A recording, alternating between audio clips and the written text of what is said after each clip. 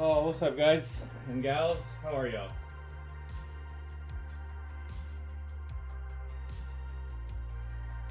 Happy Hump Day.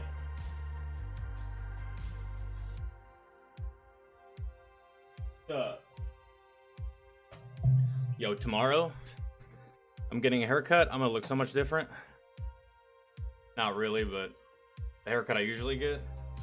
I can't fucking wait. I'm so sick of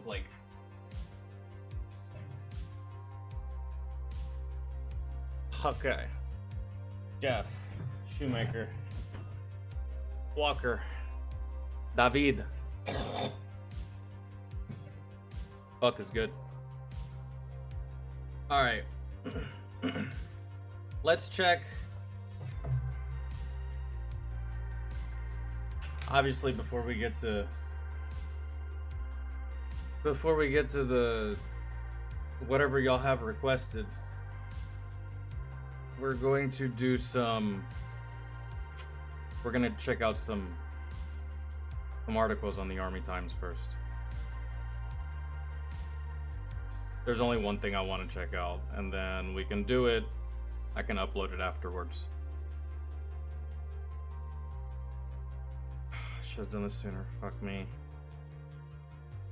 By the way, my suspicions were confirmed. I read the story this morning. I couldn't wait because I didn't plan on covering it. It's pretty much said and done. But just an end to the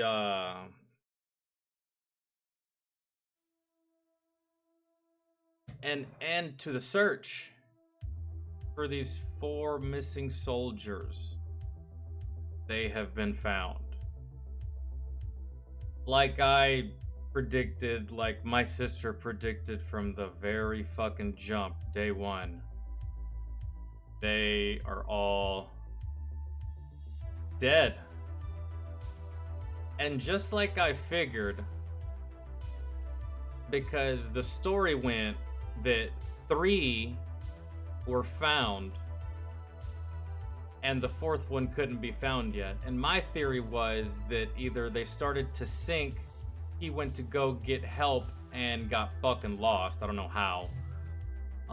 Or that the vehicle started to sink and it was sinking so rapidly that he was like, I'm gonna try to get help. And he actually did get out, but the vehicle was already so far deep that he was gonna have to tread through mud and clay and he suffocated to death. That was my theory. And I'm almost pretty sure that's what happened. Because no way one of them gets out but doesn't say anything, right? So, Army identifies final soldier found deceased in Lithuania peat bog. Let me see exactly what that means, because I'm almost pretty sure I know what happened. There was one that actually successfully escaped the vehicle, but he couldn't escape the mud, or the water, or the pressure of all that dirt on his body. You can suffocate underground, bro. There's no air down there.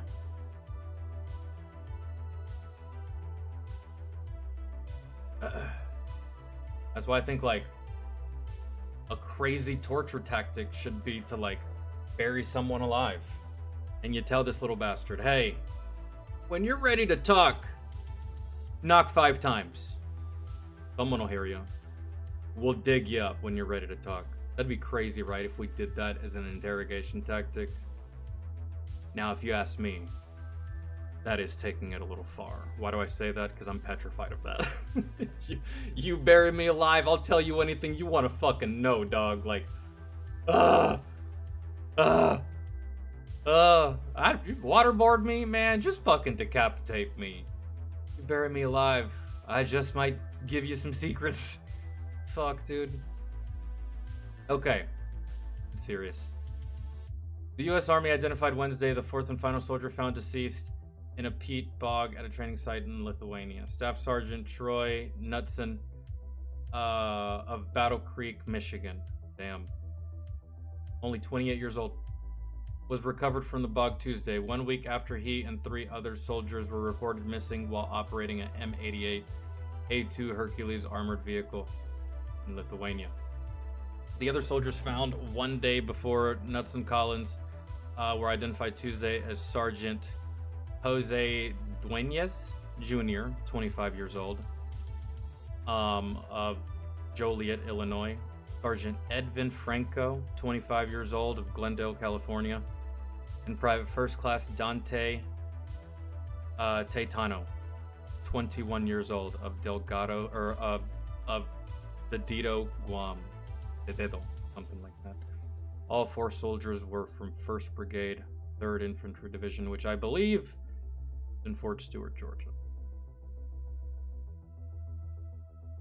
Although we are relieved to have found all our dog-faced soldiers, I remember that.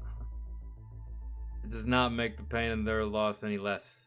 No, it's actually more catastrophic because it wasn't even combat that killed them. If a soldier dies in combat, I'm just like, okay, I can take that. It's combat. That is to be expected, no matter how sad it is. But when it happens on some shit like this, it feels much worse.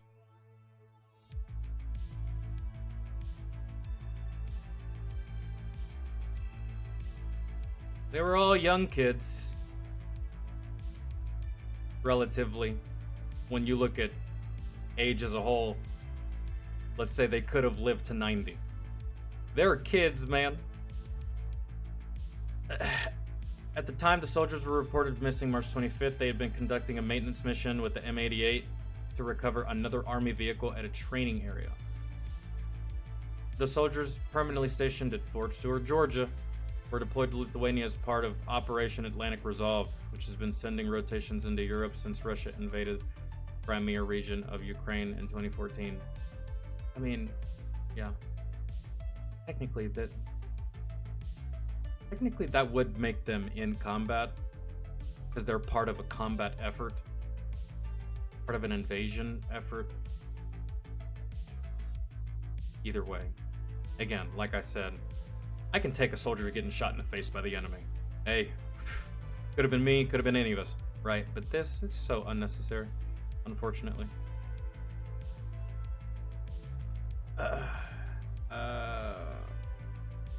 Let's see.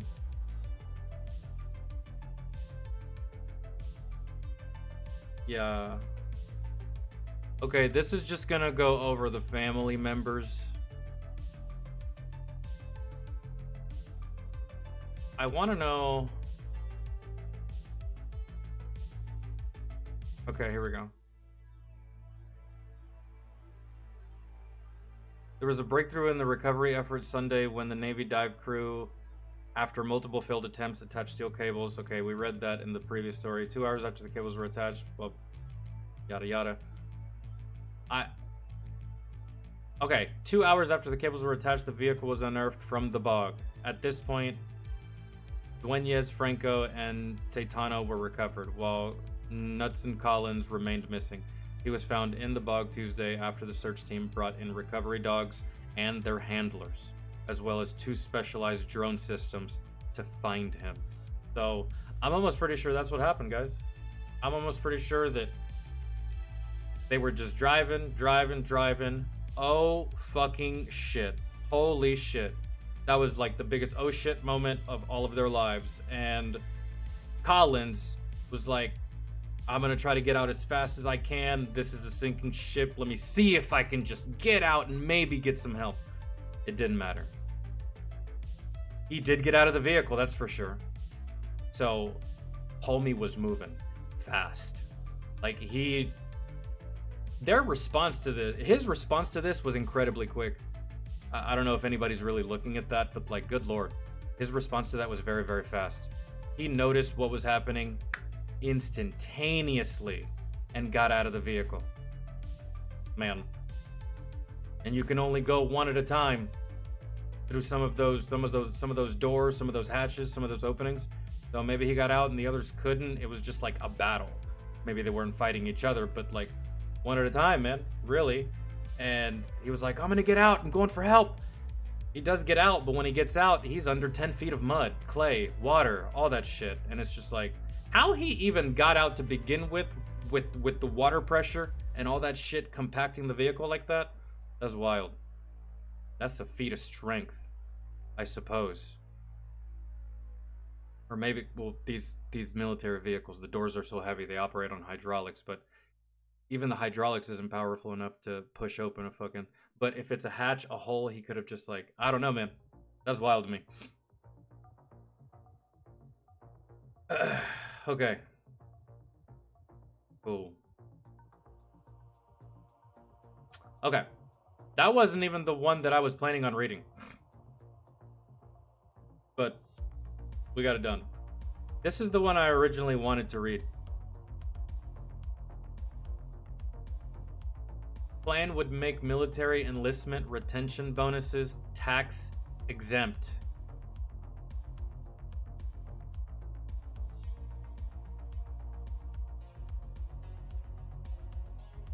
So this doesn't apply to the entry bonus? That's good. Soldiers will get more money, actually. So they won't get more money, they'll be able to keep more of their money. Some of y'all may know this, but when I joined, I got a $20,000 bonus. It wasn't exactly $20,000 on the dot because Uncle Sam took his cut. That's how that went. And this is retention. What does retention mean? That means re-enlistment. That means you're already in the service and you're going to renew your contract and do so and so many more years in the service. And they do give bonuses for re-enlistment.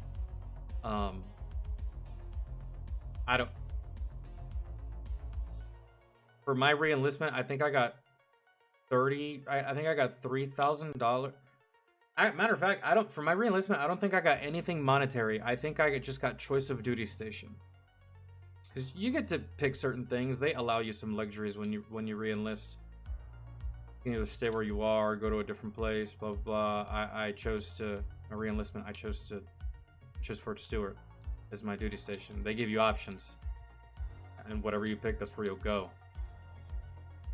Not so much a luxury you get when you're entering the service. They tell you where to go. But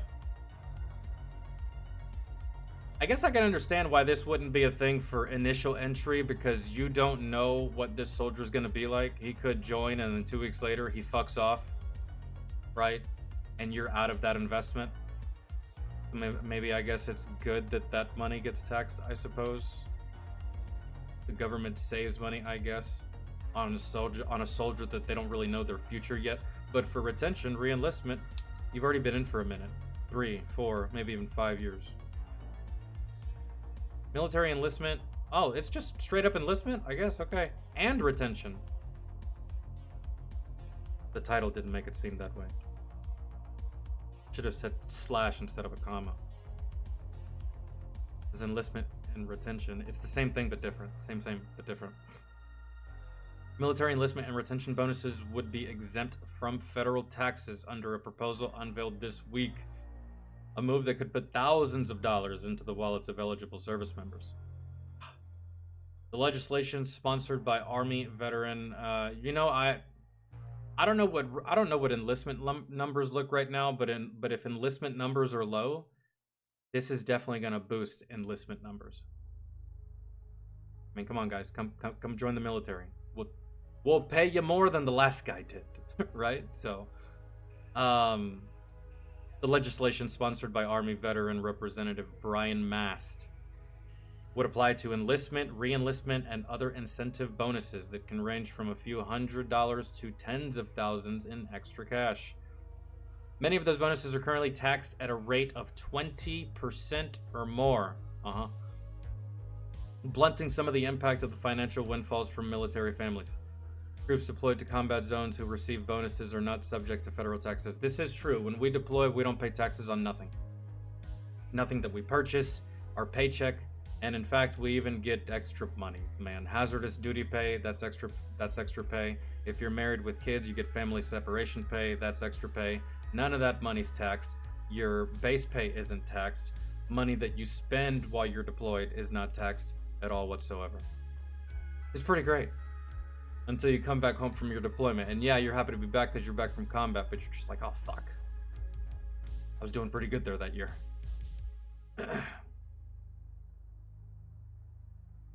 Military service members raise their right hands to okay. Yeah.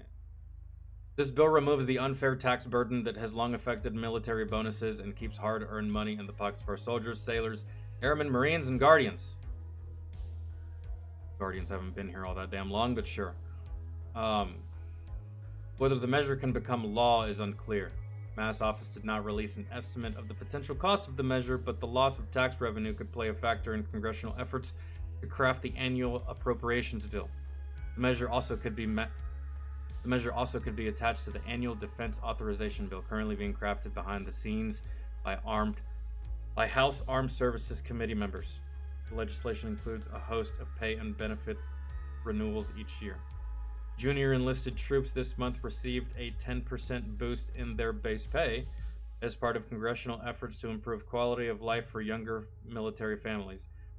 All you did there is you just allowed them to buy more alcohol. Junior enlisted troops, you're talking about E4s, E3s, E2s. You just gave them more beer money essentially. But hey, nor are they complaining.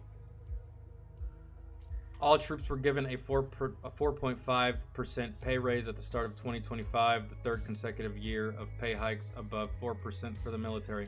So you mean to tell me that we spent 20 plus years fighting in Iraq and in Afghanistan, and then once we're no longer in Iraq or Afghanistan, we get a raise? Alright. Again, not complaining, just saying. Cool. Several other military specialty pays and allowances, including housing stipends and basic allowance for subsistence. I don't even know what that word means. Are tax exempt. Subsistence? Got me there. I don't know what that shit means.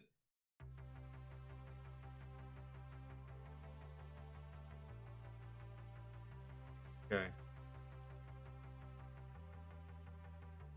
Cool. That's great. Good news so far from the military. I mean, it's hard to say good news. You had that Black Hawk crash. You had these soldiers die.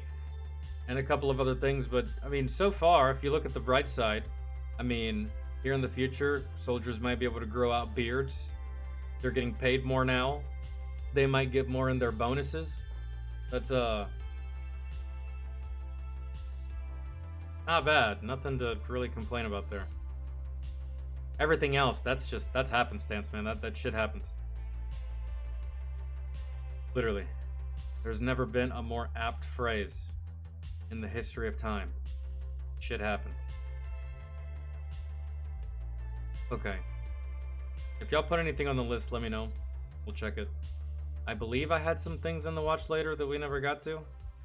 So...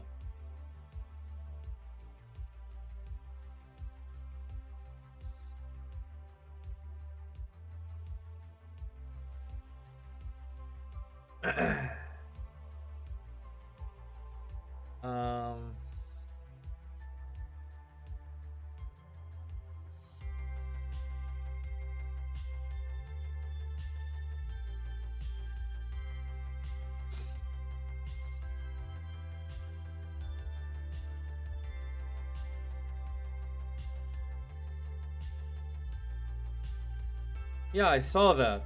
26-minute video about Jerusalem.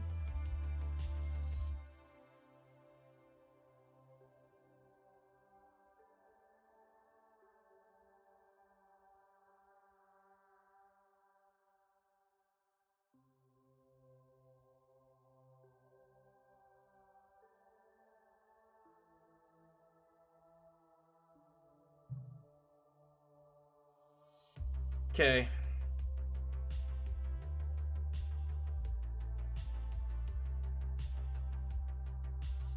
There's a new Fat Electrician video, by the way.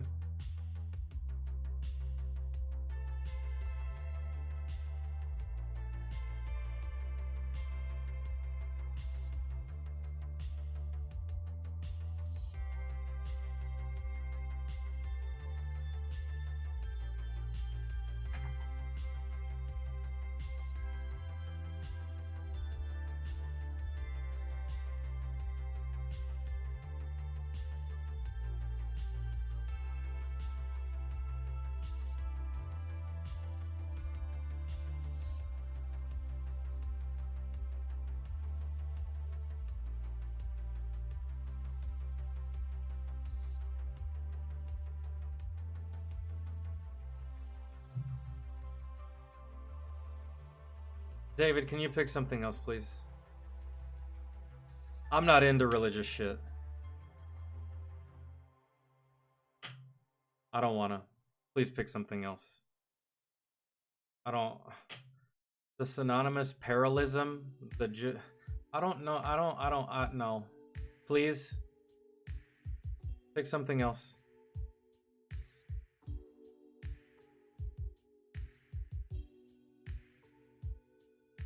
Thanks.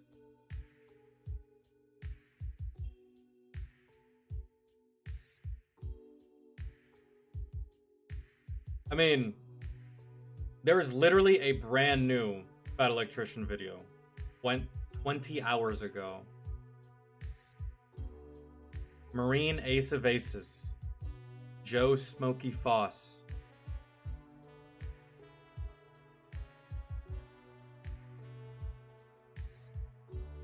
Dude, I do want to watch more of these like red flag, green flag videos. Are y'all down? I'm putting it in my save to watch later.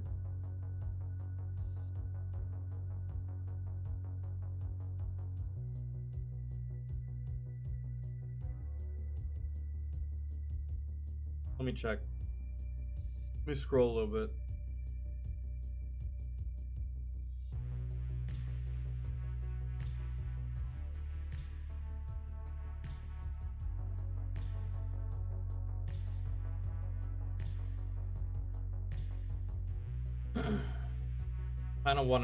I kind of do want to do that new one. I feel like that would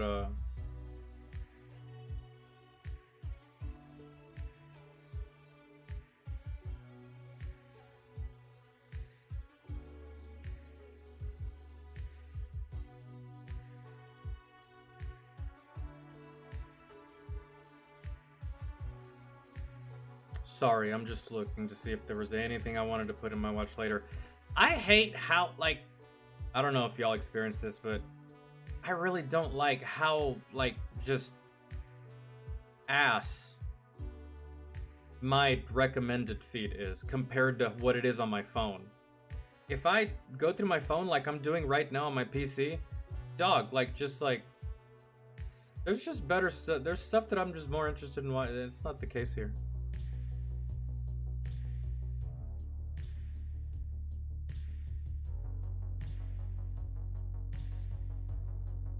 Oh, dude, we haven't watched a video by the Conservative Twins in a hot minute. Completely fucking forgot.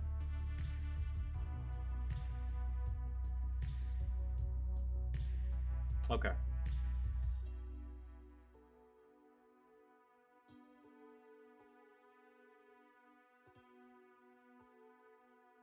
We'll check.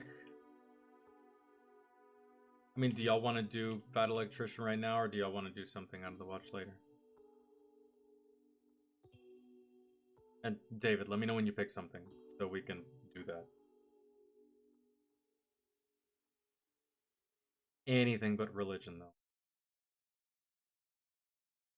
Hell, I was fine with that dinosaur video yesterday, although be it, I kind of felt like that was more geared towards a younger audience. Are we not loading here? No, I guess we're not.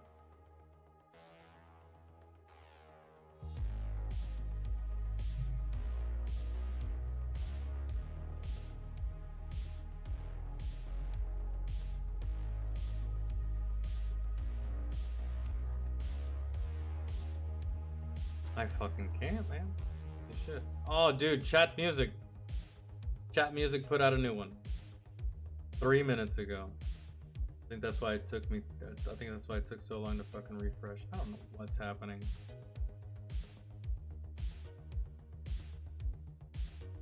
What are you talking about?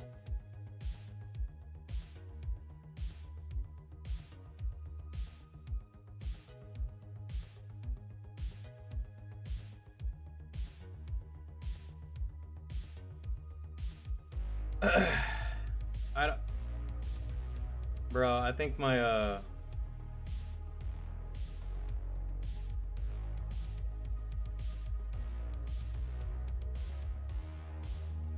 YouTube's being fucky right now, man. What's going on?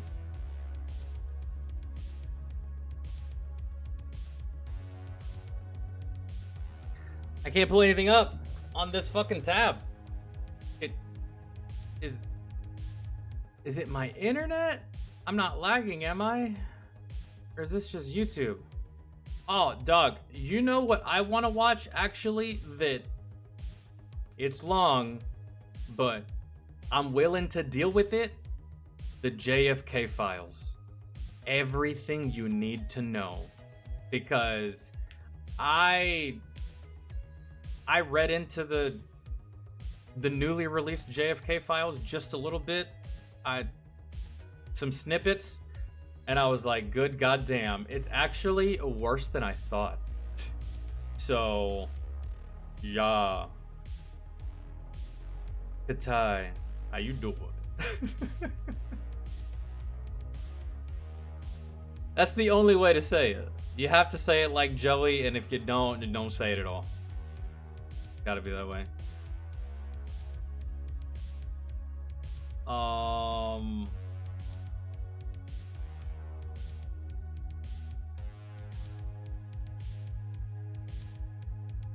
We'll get to, you know what, we'll get to the, we're gonna watch this, just I don't know if we'll do it today. I wanna, before we get to Fat Electrician, it'll probably be the longest video we do today. Let's get some other stuff done. Or the how are you? How do you say that? How are you? No, that's probably how you say it. Being from from Jersey.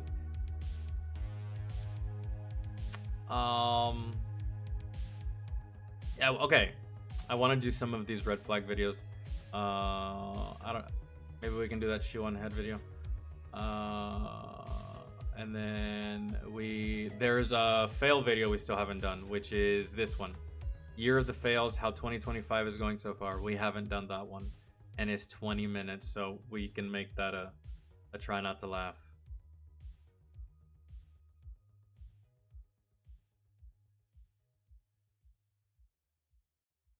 Christian, what's up, man?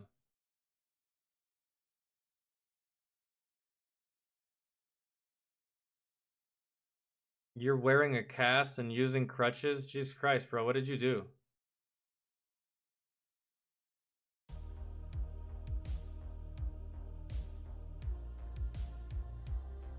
Okay. Dog. Did you wreck a motorcycle? What happened? Jesus.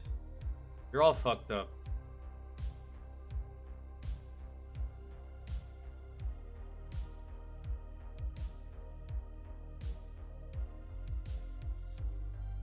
Oh, you injured your... I thought you were wearing a cast on your arm and you also had crutches. That's just the way it sounded. My bad. I got you now. Yeah. The good old ankle. Yeah, I've fucked mine up several times in my life. My right. What's supposed to be my strongest ankle. I'm right-hand dominant, so like the entire right side of my body is stronger. My left leg is weak. My left arm is weak. So... yeah. My right ankle's all fucked up from sports, my younger kid years, the military. It's rough. It's rough as fuck.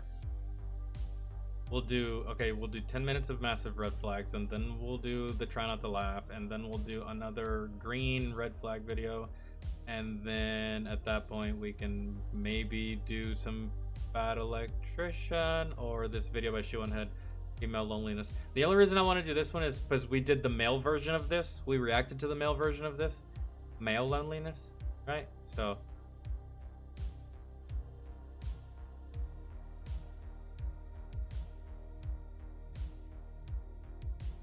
okay. We're gonna run this. Let's see how bad this can be.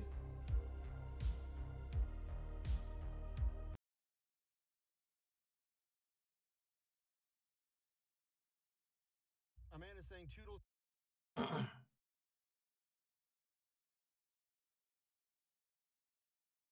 Husband divorces his wife because she breastfed their son after he specifically asked. Oh, we watched a video by Charlie about that. That dude's nuts.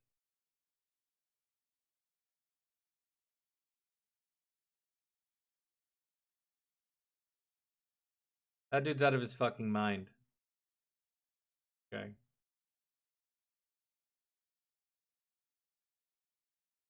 We can probably Toodles to his wife because she breastfeeds their son. What? And wait till you hear his reasons why. Hold Screenshots on. of their conversation were posted on Twitter, and everyone's been tagging me in this, asking me to read it. So let's all read it together and try and keep our faces from changing this one, colors. so You've I'm been just gonna skip. breastfeeding. You know how I feel about that. What did I do? Is it just the breastfeeding? The feeling it gives me, and how I finally understand you truly don't respect me? I am more overwhelmed than a Hold cat in a laser. We have Devo to. Platinum card? No. We have to. We have to go back. I had to skip that first one because I already knew about that story, and that shit's awful. Yeah, he called his infant son a man, which is, I mean, who is he, Boss Baby? Does he have a stock portfolio and a Home Depot Platinum card? No. What are we rationing around here? What is this? Well, I didn't make enough, so I just got like the leftovers, but I'm actually not that hungry. No. You'll be fine with that. Ah! So good, I'll though. be fine with this. You've been gaining weight lately, so you'll be fine. My anger is That's more a skit. suppressed than a fart at the That's Febreze not real. factory. And I gave you the majority of it. I know, did you not hear me? You can probably skip a meal. You should skip on down to Cotillion. Skip a meal? Or two. I'm doing fine. Dude, so with this right here, when it came to, well, most of the girls that have ever cooked for me or just cooked in general with me around is, yeah, this was never a thing. They never did this. I don't know what she's trying to prove. He's kind of being dickish. And in all reality, if let's just say there wasn't enough to where we could split it evenly, right? You know what I would do? I'd be like, babe, just eat whatever you're going to eat. I know you're not going to finish it all, and I'll take the rest. Sound good? And that's usually what we did. Really? Like, you know, it's not that big of a deal. I'm pretty sure this is a skit for the camera. It usually is. But, I'd let you have a bite, but you already got one. Tiptoe through the window. You don't care. We're not on You that don't level. care if I eat, though, right? I didn't say that. I'm letting you eat. By the window, that's where I'll be. Eat up! Eat up what? If you'd stop talking, could be chowing. Yeah, well, you should be chowing. You should say goodbye. You do not have to accept her rejection. you're going to end up in jail in the coming years. That's for sure. Holy ass. That's absurd. Constituent. That's called harassment, son. But all right. Please don't take this man's advice. I'm a professional dating coach and I teach guys how to understand the female mind. You're fucking lying. There's no way. No. Okay, I've built myself a flag fort, so I'm just gonna hang out in here and play games and dissociate. If you're one of the people that haven't applied anything in my course or my videos or anything like that, this video is not for you. This is an advanced technique. Anyone ever played the power washing game on here? Here's an example. I was talking to a girl and she said, oh, I'm not really interested. Cool. And I, instead of just going, okay, Bye. and then just turning away, Yeah. I did this. Why would you not be interested in me? I'm the best. Nope. Put that sentence back in your mouth. And she's like, oh, how? I'm like, well, you'd have to come over to my house to find out. I am more nervous than a tick stuck to a teddy bear. That's dude, no. You know, that sounds smooth if you're like 17 and your parents aren't home and you're trying to get a girl to come over and maybe she falls for it because young girls are stupid, right? But girls our age, man, are you serious? That sounds like something a teenager would say. Gotta come to my house to find out. Actually, maybe not. Maybe you wouldn't be the best for me. Oh, something true. You want to know what I did with her later? Oh, no, thank you. I unfortunately have an imagination. Look, this dating coach thing you're trying, quit your day job and quit this and get your affairs in order, because where you're going, it doesn't have a 9 to 5. It has a 12. Oh my god, Nick! Oh my god. She's gonna. Yo, she's going to be so... fellas, let me tell you something. I truly don't know much about females, man. I know what I know. Sometimes I think I know a lot, but really at the end of the day, I think I'm only scratching the surface. But one thing I can tell you is that women value their makeup like we value our Xbox or PlayStation or that $5,000 PC that you be gaming on. So payback's gonna suck for you something bad, man. Bad. This has never occurred to me to do this. Ever. Then again, I typically try to date girls that don't go full balls deep with makeup, right? You know, like, it's too much, man. We're just, but I feel like this is worse than calling a girl fat. You should have just called her fat. Really. That would have been better. Gonna go mad. I hope you finish your will. Yeah. Oh my god. I am more irritated than a skunk pumped full of perfume. Right, so I'm going to put all of her makeup down the path.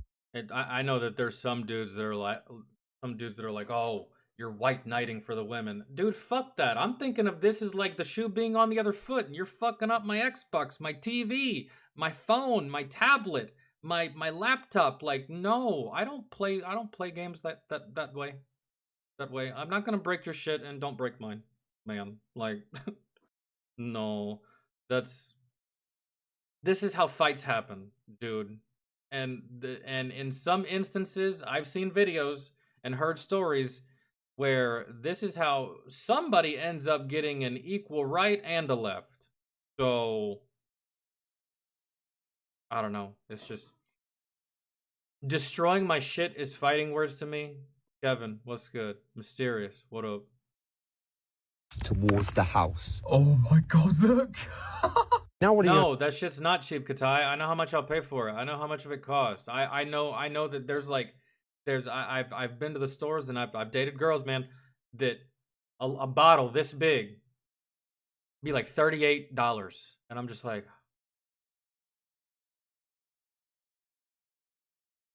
and it's this big. And for a man, it's hard for us to comprehend something this big being so expensive.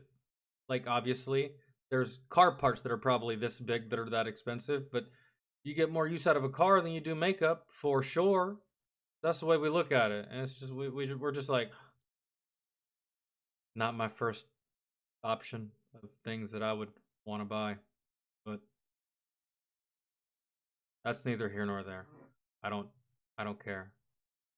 gonna use up here once she finds out? Your face is just gonna look like a giant plum. Brace for impact, plum boy! What's going on? What? I am not happy.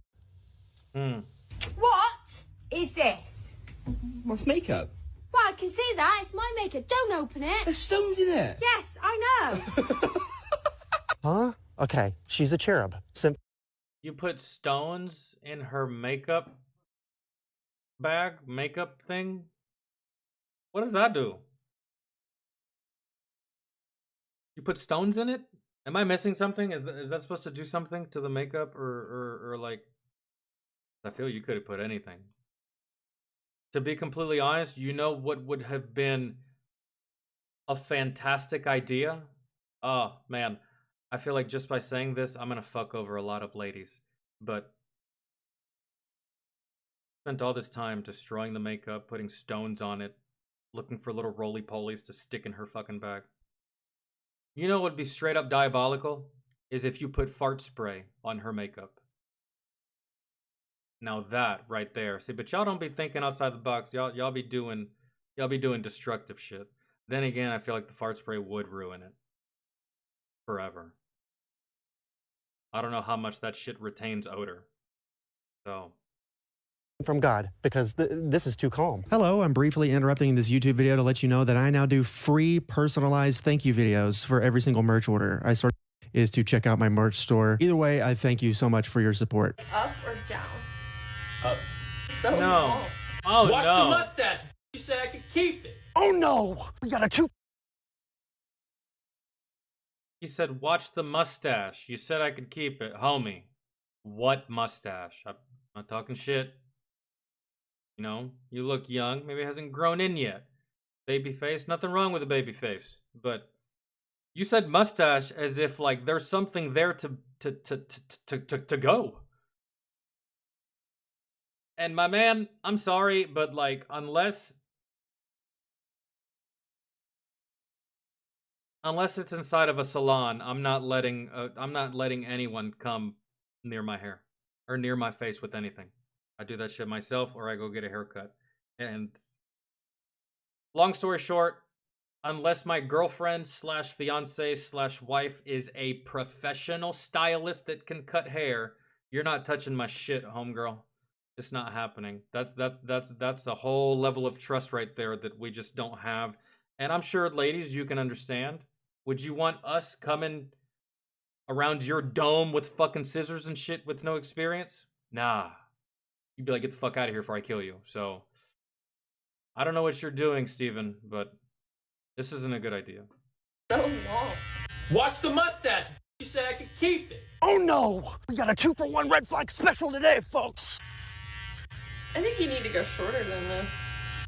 Watch the mustache. Hey, relax your Dude, anything shorter and you're drawing blood. language. We need to sanitize your speaking hole. Put the guard back on. You think you fucking slick? I will drown your pie hole in Downy detergent.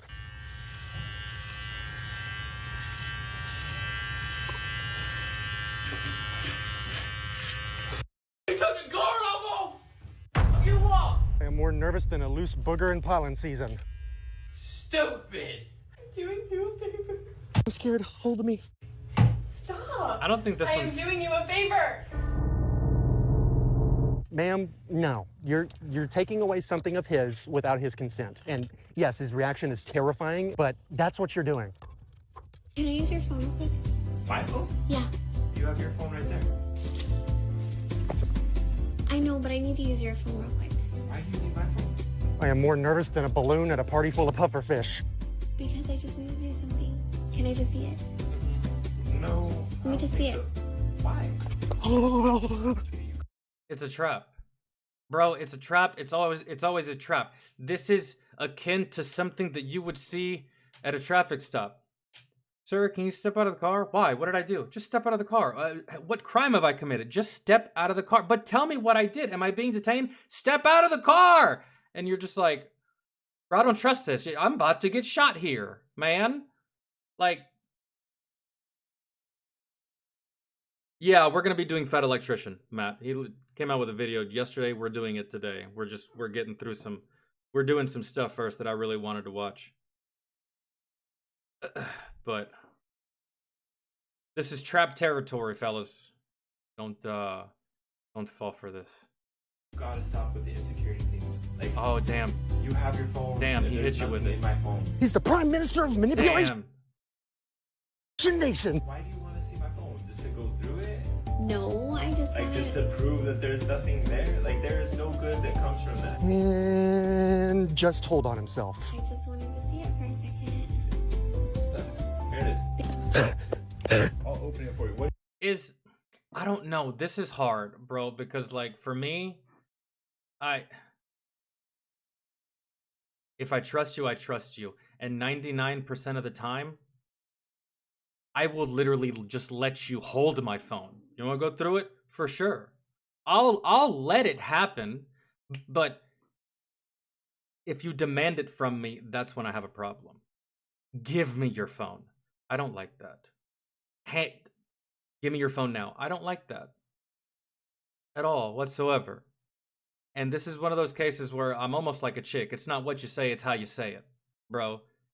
Babe, can I see your phone real quick? Mine's all fucked up, but like, nah, y'all don't do that, dude. It's just like, y'all aren't asking, y'all are demanding, and it's just like, what? You can't even tell me why, babe. Can I see your phone? Why? Mine's dead. Good reason. I'll give it to you, babe. Can I see your phone? Why? I don't know. Mine keeps losing service and it's pissing me off. Good reason. Here you go. But not, hey, babe, can I see your phone? Can I see your phone? Why? Just let me see it. But what do you need it for? Yours is right there. I just need to see it. One, I don't trust you on what you're going to do with my phone. Man, some girls are crazy to the point where they'll download a tracking app on your ass, right? What are you doing with my phone? And why can't you tell me? You're being secretive, so I'm going to be secretive. Why do you want my phone? It's one of those things, dude. Like, and there's been plenty of times where like my girl just picked up my phone and just like Googled something or looked something up on YouTube and put it back down. I didn't have a problem with that, but it's just like little situations like this where it's just like, give me your phone. Hold on, for what? Like, explain. You know, I don't know. What do you need? What do you need on my phone? Oh, you're gonna navigate it for me? Yes. No. Navigating? Really? If she says open Snapchat, I better see it turn into Siri and be like, rerouting. I gotta go to work. We can play this game when I get home. Okay, MapQuest. You see, Mercy? Was that? I don't know. What do y'all think? Who's the red flag there? Her or him? The whole phone thing, man. Like,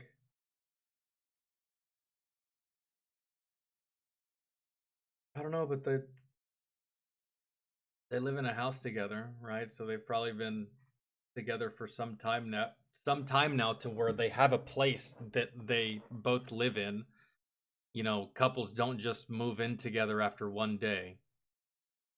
Some do, but that's not the majority of the time, right? So they've been together a certain amount of time. For her to have that insecurity this far into the relationship, and for him to be so secretive about his phone, bro, I'll let you have my phone, man. If I got nothing to hide, I got nothing to fucking hide. The most you'll find on my phone is my last search on Pornhub or something, or like the last YouTube video that I watched, or I don't know what you'll find in my phone, but you're not gonna find what you think you're gonna find, because I ain't got time for that, man. I ain't got time to do multiple women, 2-time, play around. Like, it's like one, even if it's just like friends with benefits, it's just one. Multiples is just stressful, too much stuff. So yeah, that's not the case here. So I think both of them, really, yeah, for the most part. We also don't have enough context to the video. We don't know what the relationship's like. We don't know. Maybe she sees things and has seen things that's not on the video that would make her feel that way. That's fair. It really is. But for the time being, we can only go on what we saw. And there's a red flag from both of them. One is sneaky and the other one's insecure. Which one could say he's the red flag because the reason she's insecure is because he's sneaky. But I don't know. That's so difficult. Oh, hey, sport! Oh, hold on. What happened here? POV, you have to make a separate meal for your husband because he won't eat Nigerian food. Is this a red flag? I don't think so. Not really. If, let's say you were the man in the relationship. Let's say you're the man and you're the one that cooks in the relationship, and your girlfriend / wife is Muslim, and you want lasagna, you want lasagna, or you want fucking bacon, or you want something, but she's not eating that at the moment. Would you make her something different? I would. I'd oblige. Sure. You don't like that? It's not what you eat? Fine. By all means. I fucking despise mayonnaise, bro. So if you're making a dish that's completely covered in mayonnaise, I'm going to ask you to make me something else. Or, you know what? Not even a problem. It's okay. I'm adaptable, right? I can adapt. I'll go get some fast food. I'm not going to die at the end of the day, right? I don't really feel like this is a red flag. Like, How often do y'all eat Nigerian food? You make it seem like you're... Are you Nigerian? If you're Nigerian and you have to make him something different because you're making your home dish all the time, I would try to find a way to get used to it. Really. I haven't really had too many foods on this planet that are so utterly fucking disgusting that I refuse to try it as far as a dish. Mayonnaise is just a condiment. I can... Plenty of stuff that doesn't have that. But, I mean... And the first time I had Afghan curry, it was hard to get used to, mainly because of my stomach. It was hell. But, I mean, it didn't taste bad, though. That's the thing. I don't know. I've seen that guy on Instagram. He married a Nigerian woman and constantly belittled her about her cooking. It might be a skit for all I know. Oh, okay. Well, there's the context, I guess. Yeah, you married a Nigerian woman. What, like, did you not think about that before you courted this woman? Right? I mean, I look at it like this. You're allergic to dogs, yet you chose a girlfriend, partner, spouse that has a dog. And you bitch at her all day about your allergies and how much the dog pisses you off, bro. You could have chosen a girl that didn't have a dog. You could have chosen someone that didn't even like dogs. But you put yourself in that situation and all you do is bitch? Nah. Yeah, that probably is a red flag then. You see, Mercy? Was that so difficult? Oh, hey, sport! Do you like it? Yeah. Like, why can't you do this all the time? Make two. Honestly, I like spaghetti, but I'm really interested in what this is. This looks like rice and some kind of like... Is that... Bro, it looks like sweet potatoes with bacon chunks on it. I'll fucks with it. I really will. I'll try the shit out of that.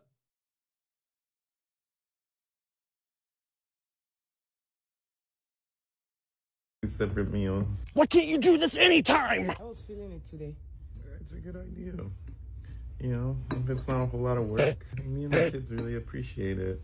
This is just for you, though. You know the kids will eat Nigerian food. I am more nervous than a fort in a fragrance factory. We're about to witness an assault charge on this fella. Finally, my tummy can be relaxed. I'm glad you like it. Don't relax. Be stressed out. I really don't understand why you can't just do this all the time. Because I don't have the same energy every day. Like if I make one meal, you should eat that. I mean, I don't have to make two separate meals all the time.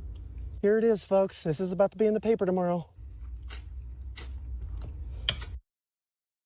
It's really annoying to... God, dude, I've never been like that.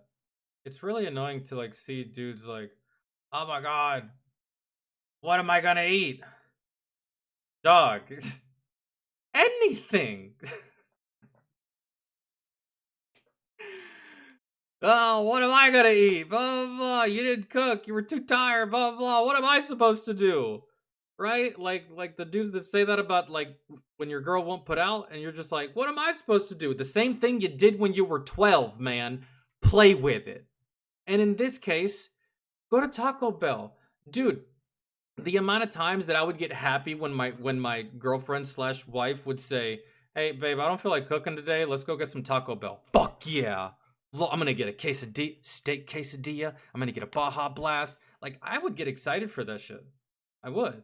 And it's not that her cooking was bad, but, like, you know, sometimes I like change. I like to change it up a bit. Maybe some Firehouse subs. Maybe one time that week some Zaxby's. Maybe one time that week some fucking Chick-fil-A. Right? It's just like, anytime she would be like, oh, I don't feel like it, or I didn't cook today, or like, we forgot to go grocery shopping, let's just go to Chick-fil-A. Bet, let's fucking go. I already know what I want. I'm so happy. I'm so excited. So these dudes...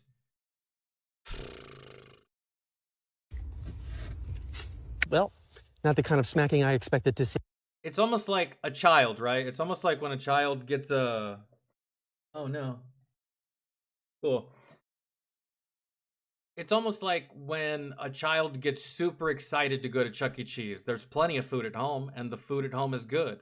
But he's just like, oh, fuck yeah, let's go to Chuck E. Cheese, man. I'm so ready. Hell yeah. I don't want to fucking eat mom's cooking anymore, even though mom's cooking is fine, right?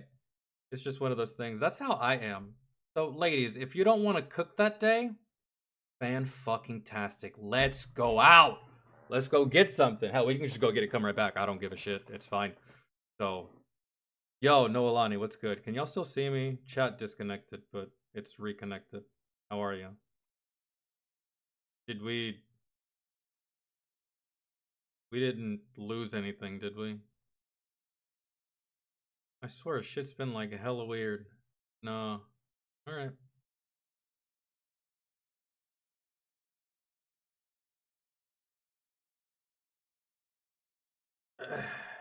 Okay.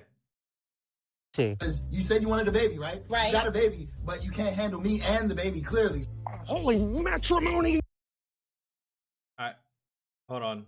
Cat, what's good? Umbreon, hello. Man cheats on wife because she made him wait 5 weeks after giving birth.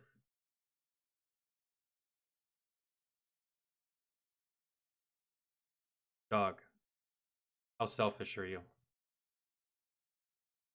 You know that they just pushed a fucking family-sized fucking lasagna meatloaf out of their vagina. You know that that shit rips. You know that they have to get sewn back together damn near when they give birth.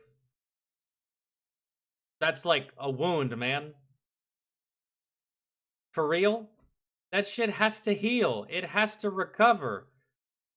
Five weeks would be minimum. I don't know. I've never given birth, nor do I have children, but like, yeah, I'm surprised she didn't make you wait more, because you got to think about it, dude. Maybe they don't want to have sex. Did you ever think about that? A woman that just gives birth, right? She has to heal, and then on top of that, what if she just doesn't want to? What if she's just like not even in that, she's not at that stage yet. She's still in breastfeeding this fucking child and paying attention to this fucking child because this child is an infant and needs round-the-clock 24/7 attention. And you're over here like, when am I getting laid? When am I getting laid? When am I getting laid? Dog. Right? You got a baby, but you can't handle me and the baby, clearly. Holy matrimony! You wanted a baby too. Okay. You wanted a baby too. But then after 6 weeks? After 6 weeks, man? Really? Yes. Because I'm happy! Clap along if you feel like happiness is the truth! All the attention was on the baby, who I love, by the way. I am more frustrated than a carrier pigeon trying to send an email. Let's keep it all the way real. Okay. Like, she was showing me the love and the attention that I know I want and need and deserve. Like, how? She probably can't. Bro. Try this. Take a bowling ball and shove it up your ass and then poop it back out and then see if you want to have sex after that. Period. With anything, anybody, or even yourself. Try it, dog. Just like, I don't think he's fully developed as an adult, bro, because like most people know this. I don't have children, nor am I a woman, but most people know this, man. That is a very violent scenario for a woman. Giving birth, you're pushing out a whole ass thing out of your... You're pushing a watermelon through a garden hose. Dog. Jesus. I don't even see you half the time. You're down there. So you want to be the baby too? You want me to cradle you? You want me to hear you scream and cry in the middle of the night? You want me to change your diaper? Dad needs a new dye-dye! everything changed. You was begging for a baby too, wasn't you? Okay, no. Don't you flip this on me. Come on, everybody, do the anglerfish face. Honestly, I thought you were gonna look the same after the baby. Okay, I'm turning myself into a taquito. What's the difference after I just had the baby? After you just had the baby? You wanna know what the difference is? What? You're literally not the same. Why do you think I took my ring off, bruh? Oh, I can see why babies and this guy like being swaddled. This is nice. You are so arrogant! literally you beforehand, bro. You ain't.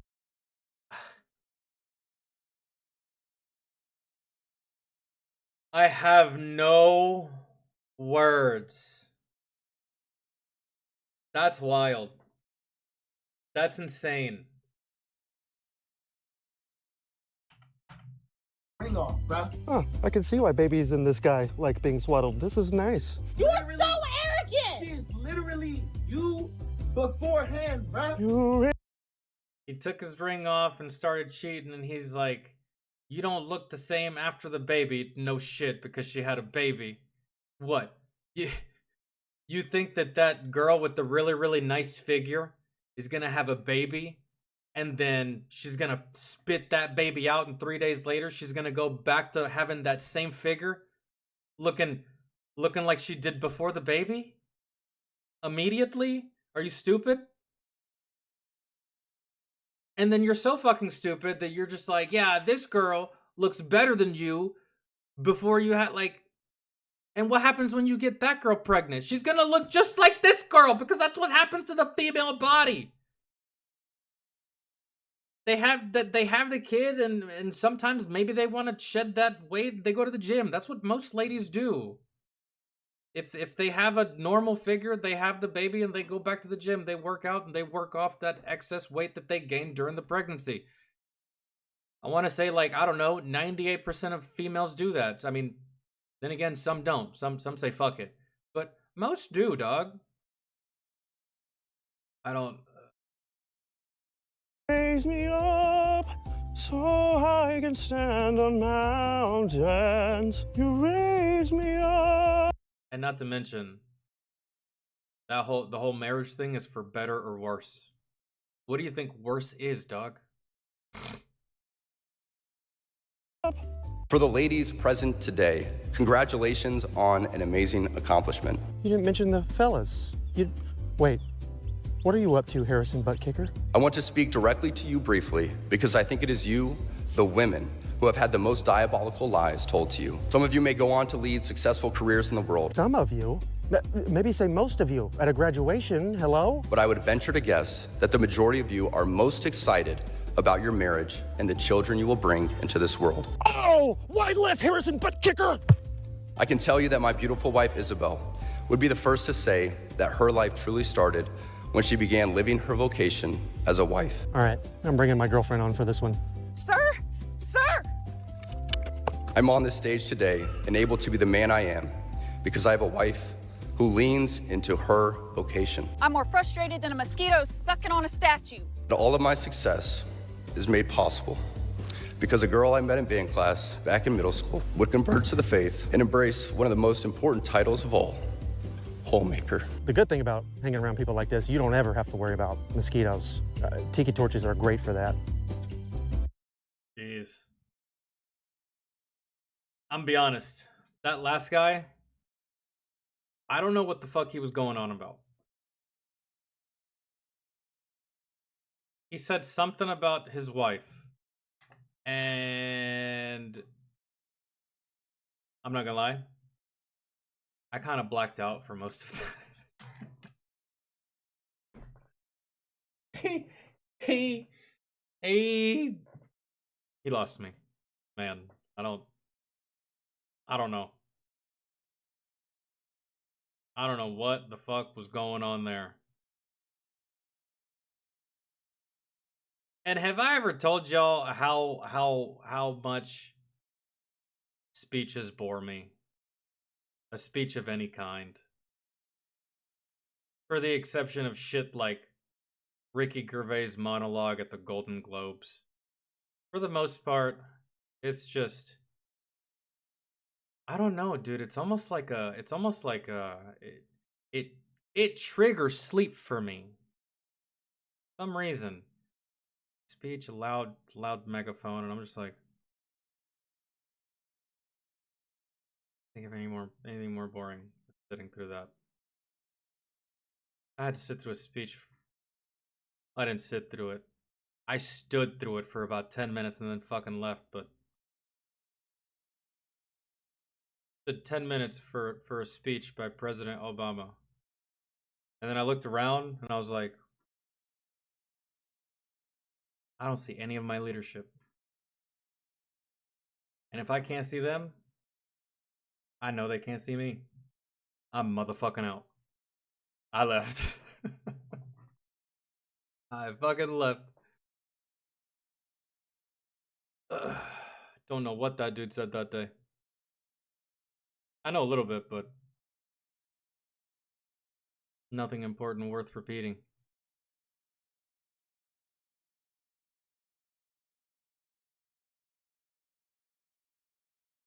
Okay. Should we check out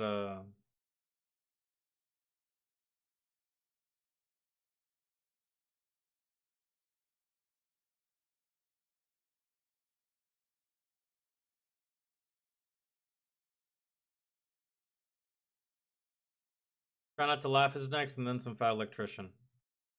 Y'all down?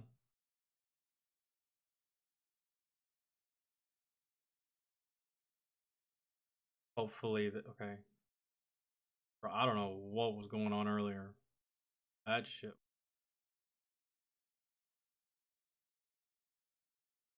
Year of the fails. How 2025 is going so far. This is gonna be Try Not to Laugh. So.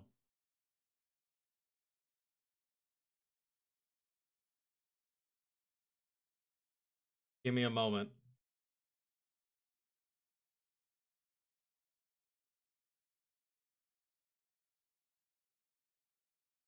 Give me a moment. Let me...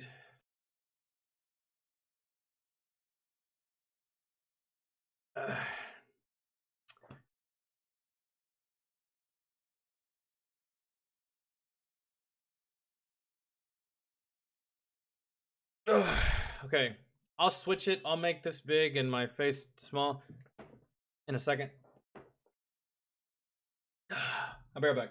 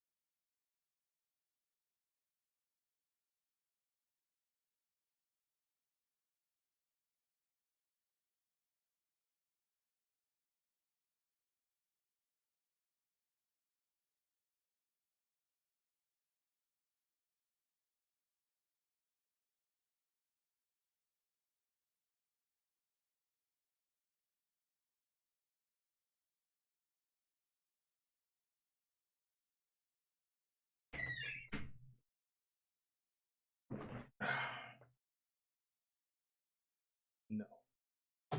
Okay.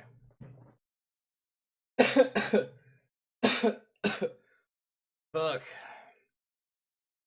All right.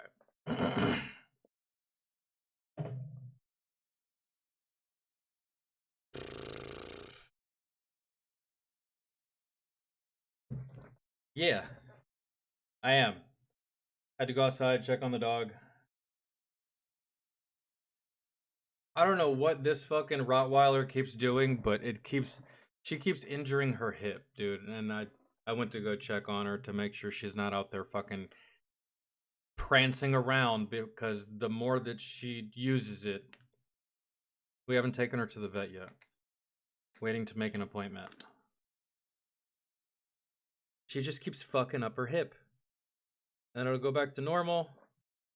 And then she'll just do something and fuck it up again. This is like the plight of a big dog. She's like 140 pounds.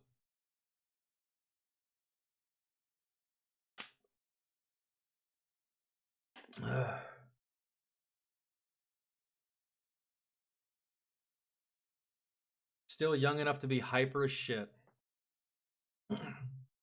And she's big, man. Big, big. Got a head like Barry Bonds. Nuts. Oh shit, I forgot to do this.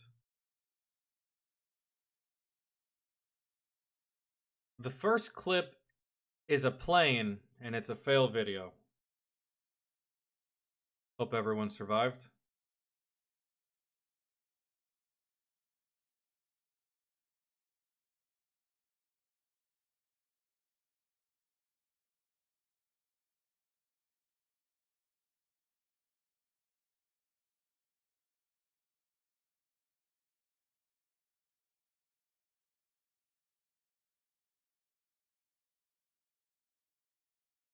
Okay. Here we go. Wait. Good, no one was harmed. He undershot the runway by like, I want to say like 10 feet. Wasn't even that bad of a fuck up. All right, here we go. Try not to laugh. I don't know why this would be in a try not to laugh video. Who's gonna laugh at this? Ha ha ha ha, he crashed his plane. What a jackass. Don't worry about it. Unless we haven't seen the funny part. He survives, he gets out of the plane, and moons the camera. Probably not, I don't know. Ach du Scheiße.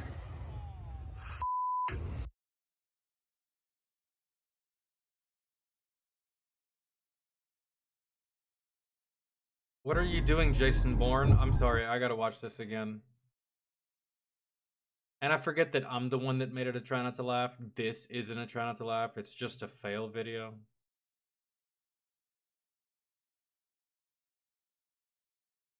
But still. Tracy, what's up? How are you? Ach du Scheiße.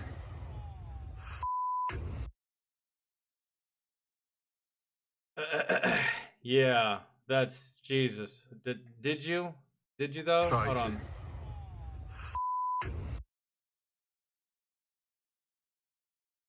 Yeah, homie's hazard lights are on, but this is not the place to... This is on a bridge. What a horrific place to break down, or to just, like, be stopped. And it's foggy. This is like some Final Destination type shit. This is what this looks like to me. Holy. That's nuts. I'm sorry. We're not even supposed to be pausing. Let's try not to laugh. That's just... Oh my god. And he dodges it, bro. I'm telling you, that's Jason Bourne. Oh my god, Randy. Watch where the fuck you're going. Oh.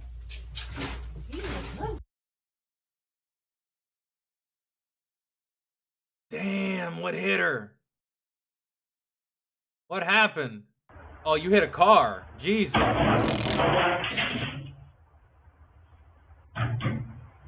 Wheelbarrow came out of fucking nowhere. Damn! Someone call 911. 1555 1555. Speak English. You're not afraid it's gonna break? He's like, I am now. After you said something. You devil woman. You fucking hexed me. You cursed everything about this day.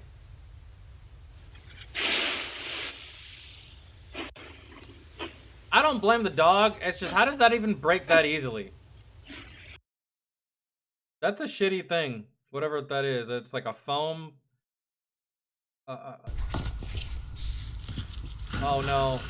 Not enough brakes on Rocket. Come on, boy. Get out. Go get him. Oh my god! It's just a bad day all around. Jesus. The dog got it, the old man got it, no one's safe. That's why my mother was always telling me, hey, don't run around the pool.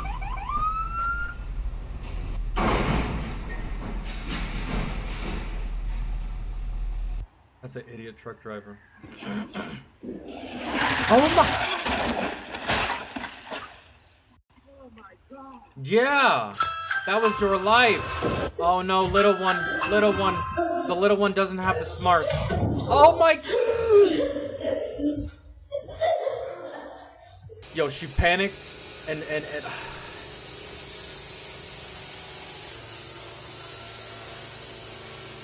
I wanted to laugh at that last one so bad. Oh my god. Your machine's on fire. And you're blowing leaves. And you're making fire. And now you're spreading fire. Yup.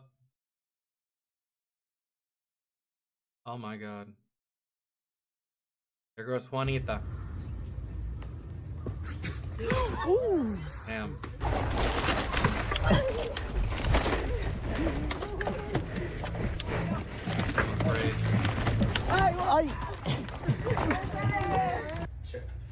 I like the he.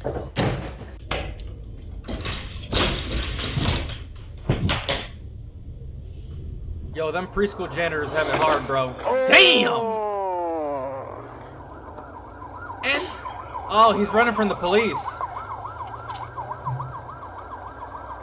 No, amigo. It happened so fast that guy's reaction was on a delay.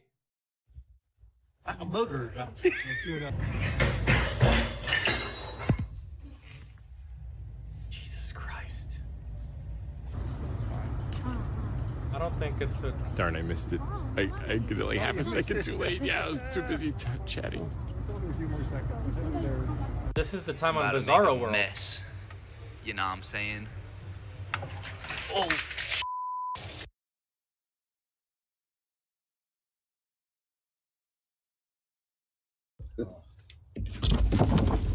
I've seen this. Oh lord. This stairs is about to catch multiple. No, dude, they cut the best part of that clip. The brother fell too. Oh my gosh. Those stairs had a double homicide.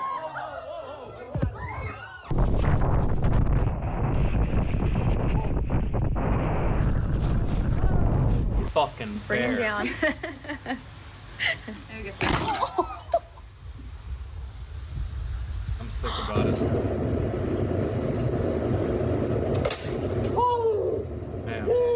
Damn. So when you step on the scale and this happens, what does that mean? Nothing good. That means diabetes. I'm certain. Or you just need to get a scale that's not made of fucking glass. Maybe get a scale made of flex tape. Jesus Christ. She showed her cooch to everybody. No one likes a Karen, and I think that's what's happening right there.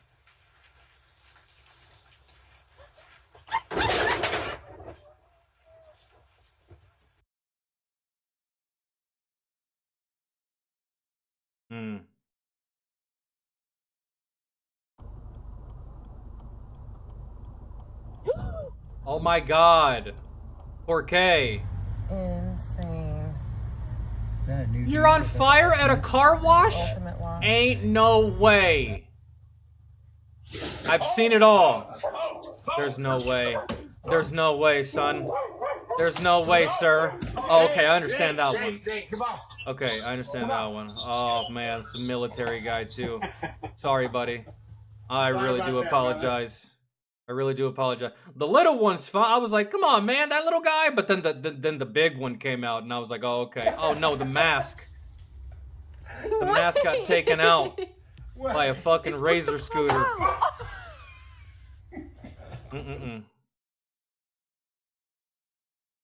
Sir. Sir.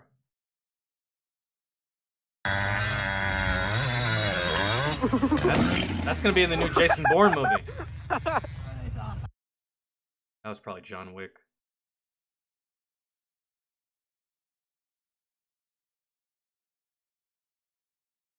Mm-hmm. Yep.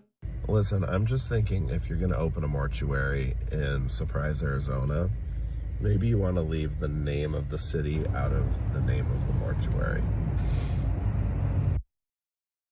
Somebody somewhere had one job and they did not execute it properly. Jesus Christ, that poor Prius got tag teamed. That fucker's about to fall, man.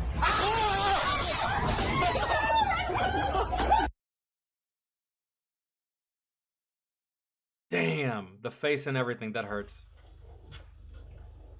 There goes the PS5. Bro, imagine that's what kills it. Big nacho Fucking cheese Roomba. Doritos. You know what I did? I got my car, drove to the... What'd you do? Mm-hmm. How long did you put it in there for? It exploded, bruh.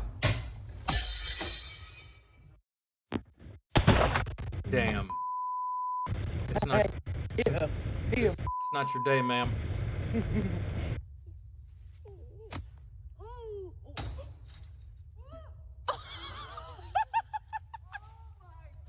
Got a got a regular old Oliver Queen on our hands. Olivia Queen.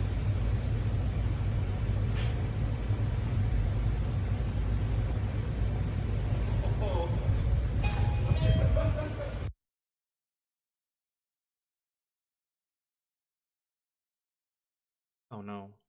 Oh no, not in front of the ladies, man. Not in front of the ladies.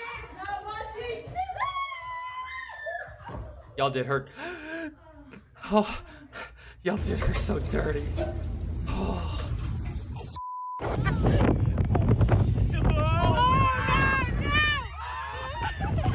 Someone's flying out of this boat, bro. Put a life jacket on, please. Yo, she's the next rap star.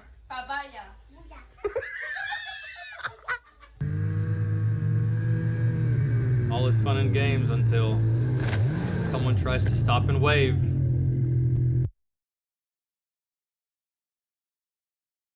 Because you're burning alive, that's why. What is this? It's not even open!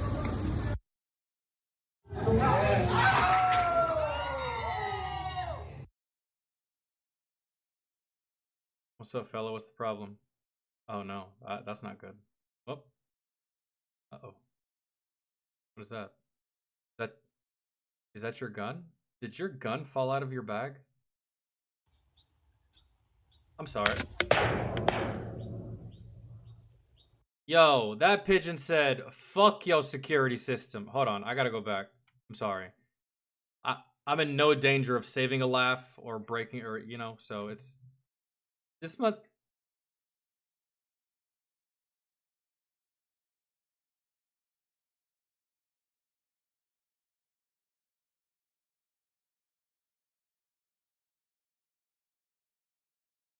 Is that a gun?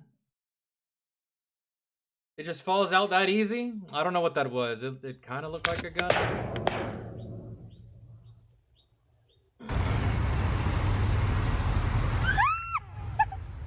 Oh my god. That...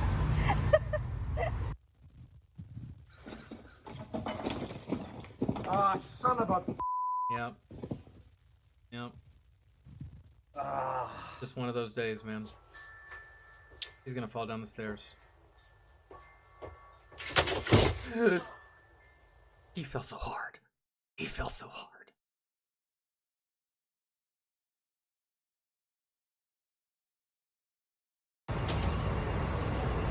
Look at this.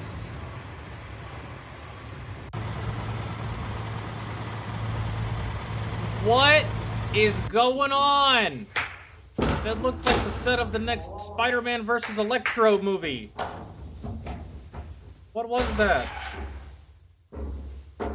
Kitty, get back. Go in the hills. Go in the mountain. I would really like to see the conclusion of that clip. There goes Grandpa. How did this get away from you like this? What did you do? How did this happen? Ruby, eres subnormal, que lo sepa. He's clean though. Eso no se hace lo que ha hecho.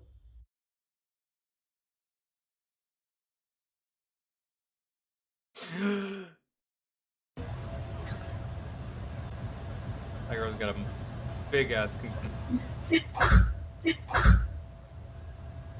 What? Oh, I'm afraid. This is bad. Yeah, the storm is much faster than... Are y'all trying to get away or are y'all just hanging out? I can't tell. Are y'all even trying to escape? Like possibly death? Oh no! That's why I don't like cats.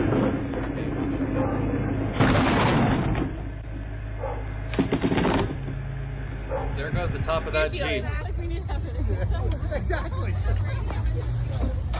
Wow. Wow. Jesus. I think that truck might... No, I think the motorcycle's at fault, actually. For real. You can read out my window. This is why everybody's late to work. Look at that walk, though. Walking like a goon.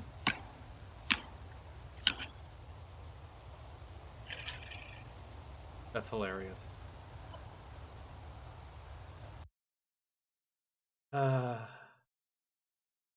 Damn. Somebody was driving like they had warrants.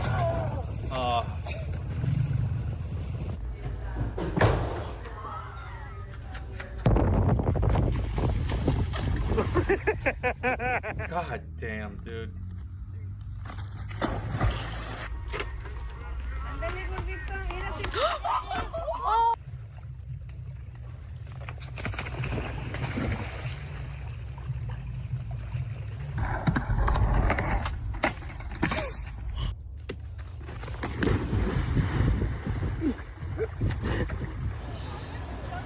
Minnesota Vikings. Ooh. Damn! Yo, I do give her props for attempting that. Jesus. Jesus. Oh my god, again. They're waterproof. I want to get destroyed. Watch other people get destroyed. I've seen this one. Joe! Damn it. He looks so mad. That wasn't even that big of a drop, but you made it seem like it was soul crushing.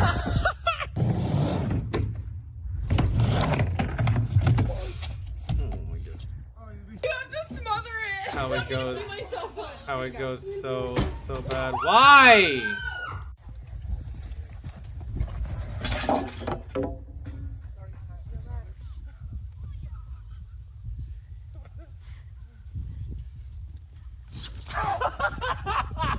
In front of your daughter too. He's like, Daddy. Oh, damn.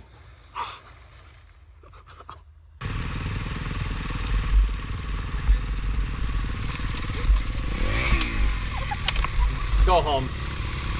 Just go home. If this is how the day's starting, might as well just pack it up. Good gosh. Right. You kid, you're not an athlete.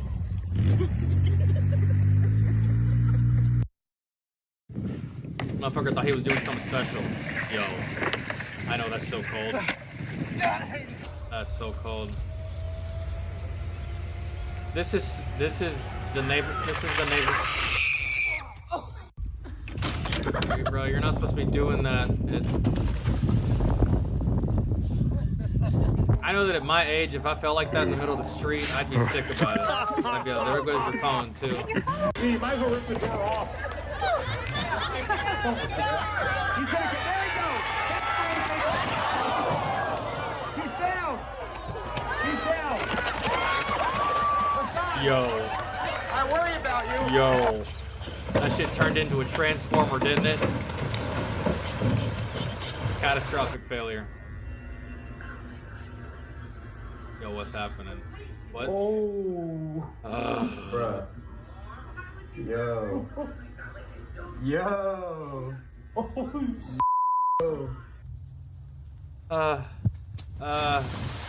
my god.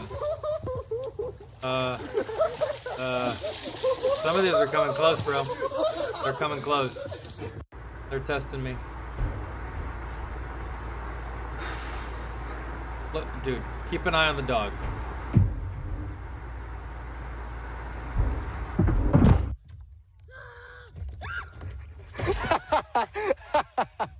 Big brother and little brother. That's what that is. It's not good.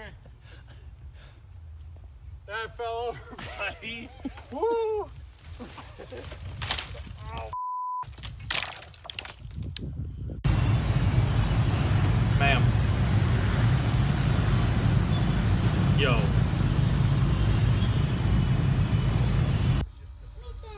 I said barrel. That's impressive. I don't really consider that a fail. Alright, stop.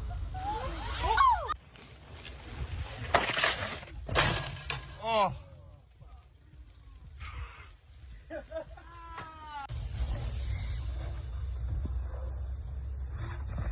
It was going good. That was kind of impressive. Are you okay? Lost it a little bit though.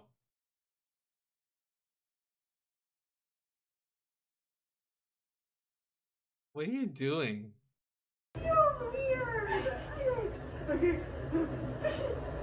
The drum set is about to go kaputs.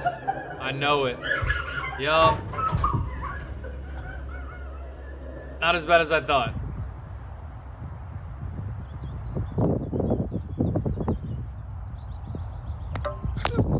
Damn. The odds.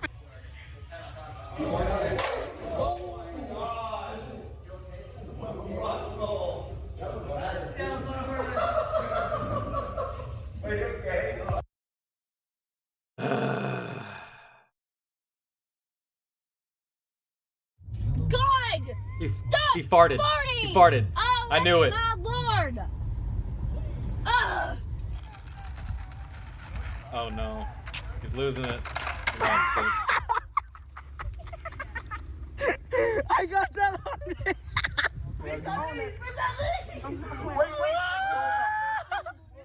I've never seen this game before. Cool down. Man. See, that's what you get. What are you doing? Trying to put socks on? Hello. For what? My name is Joe. Hi, and Joe. I've just had 5 men of lip fillers. Really? It looks like you got stung by a swarm of bees. Like, you got face fucked by a whole bunch of bees. Death, an allergic reaction, mate.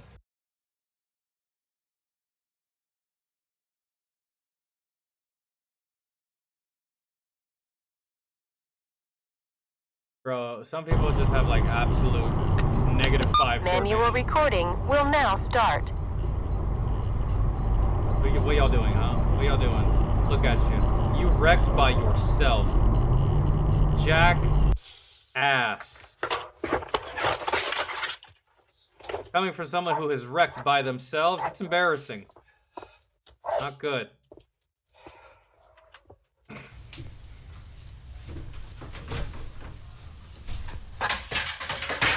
He's not having a good day. We made it! Oh my god!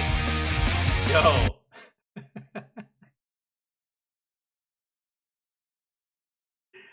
Oh, I had to let out a little bit of a chuckle, man, because like, I just had to. That shit. Yo, who broke and what broke you?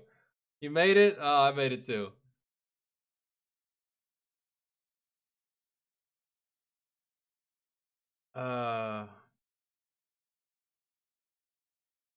That's what I said. The lady crossing the busy intersection in the crosswalk was not a fail. No, that lady is a fucking boss.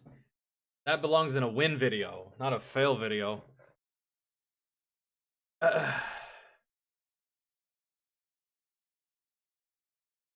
That's just... And dude, it just never seems to amaze me, like, the complete lack of coordination that some people have. It's just like, you know, I've fallen before. I've tripped. I've hit the ground, right? But like, I'm telling you, man, some people, they will literally trip on dust. Like, damn. What a horrible plight to have. Just like, you'll fall at the slightest breeze. Oh, shit. Okay. Gotta go back.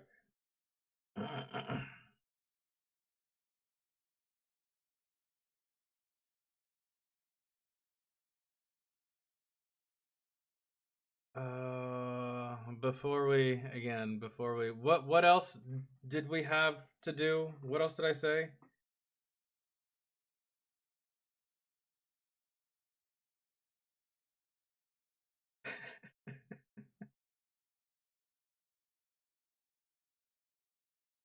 My niece, she falls a lot, but it's just because she climbs on everything. I don't think there's a single thing aside from the roof that she hasn't fallen off of. She's fallen off the bed, she's fallen off her top bunk, she's fallen off the couch, she's fallen off the kitchen counter, she's fallen off the kitchen table. She's fallen down the stairs. She's fallen running through the yard. She's fallen getting out of the car. She's fallen getting into the car. But to me, I don't really consider that uncoordinated. She's brand new, bro. She's 4. So, like, naturally, I kind of feel like that's not really a good indication on how she's going to be when she's older. But because she gets onto everything, she falls off of everything. Naturally, if you're constantly climbing something, there's going to be a big possibility that you're just going to end up falling off of that thing at some point or another. So, yeah, you gotta know yourself, Tracy. There's just some things that you ain't got no business doing, right? If you're 40 and you're a dad, chances are going down a really steep hill on a fucking Razor scooter is not the best idea for your immediate and quite possibly long-term future. It's painful to be that old, right? Now I get it. You're going out to check the mail and you trip going down the stairs. I've fallen downstairs. I've tripped going downstairs before. I have. It's just because I was carrying something and just like I missed it by a hair and just, you know. The other day, I was outside in the backyard and I yeeted the ball a little bit too far for the dog because she was chasing it. A little bit too far and it bounced into the neighbor's yard, and they have a high brown fence. We all do. Every house around here, they have like those brown fences that are just like 2 rungs of wood, and it's like standing. I can't see over it. I'd have to like pull myself over by like if I was 6'3", I could see over it. I'm not 6'3", so threw the ball over, walked over, knocked on the door, hoping that they would get it for me. No one answered, so I was like, "Fuck it. I think I can make a over and back really, really fast." So climbed over. I was like, "Where's the ball? There's the ball. Cool." Backed up like 2-3 feet. Got a decent little running start. Climbed over. Hooked a foot. Jumped over. Landed. Grabbed the ball. Threw the ball. Jumped back over. Hooked a foot. Jumped off. Landed on my feet. Now, while a lot of people would probably bust their shit and bust their ass and not be able to do that, I did it. But at what cost? I was hurting the next day. That shit was not conducive to my body. Like, I felt it. I was like, ooh, damn. I haven't scaled a fence like that over and back in years. Like, holy. So, but yeah, that's just, thank God. They have 2 dogs. That's why I checked. I didn't check for the ball. I checked for the dogs. They have 2 dogs that are a little rambunctious, and they're always barking. And they're always cocking an attitude every time I go outside. They'll bark at me, so I had to make sure the dogs weren't out there. But I made it over and back in less than 3 seconds. I know that there's some of you in here right now that if y'all were tasked with doing that, y'all probably wouldn't even attempt it. You, Tracy, probably Katai. I don't know about David or Jeff, but I don't know. I can still get up and go, and I can still move. So that was good. That was a good test of my age the other day. It's not like going to the gym. I can go to the gym and lift weights, but doing something like that, scaling a fence like that, going over and back, bro, I haven't done that since I was, man, a youngin'. Hopping people's fences. Okay. You said shoe on head, huh?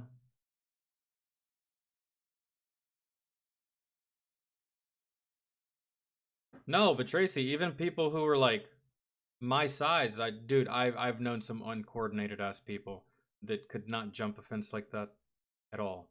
Like, if they ever have to run from the cops, if I ever ran from the cops, they'd have to put the canine on me because I can get up and go, man. I can hop fences, I can maneuver, I'm nimble, right? So you'd have to put the dog on me. There's some people, man, you won't make it 5 feet running from a police officer. Really.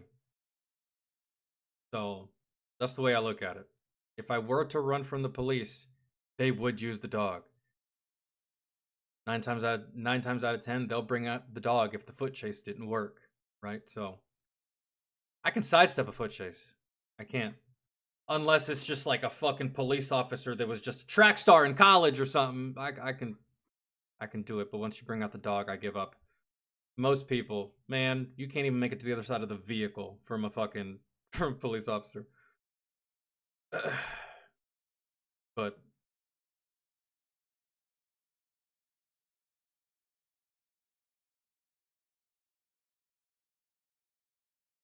you see the Amazon delivery guy that hopped the fence from that big white dude, the hops on that guy. I saw that the other day. Yeah, dude just like boing, almost like he was on a trampoline. And then the guy on the doorbell camera was like, dude, that was nuts. Poor delivery guys, man. That's their life. Dealing with people's dogs. Yo, Nerdy, what's good, man? This guy is screwed. Who? Who are we talking about? Are we talking about me? Probably.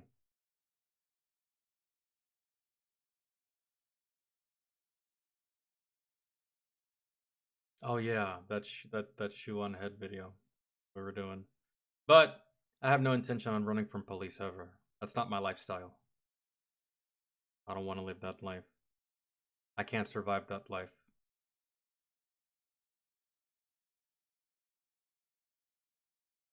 Street life ain't for me, man. I know my limits. And it's the streets. Alright, so a couple of, I don't know if it was weeks or months, probably a couple of months ago, we did the male version. We reacted to the male version of this video, which was male loneliness. I can't even remember how that video went or what I said or what was going on. I think I remember reading the comments. People agreed, maybe. But this is the opposite end of that video. Female loneliness and how to fix it. The last video we watched was the female dating strategy, and that was insane. Some of those girls are out of this world. And some of those girls don't represent the majority. It's just like, they're so fucking crazy that they stick out. Bad. 7.3 of you. We've Okay.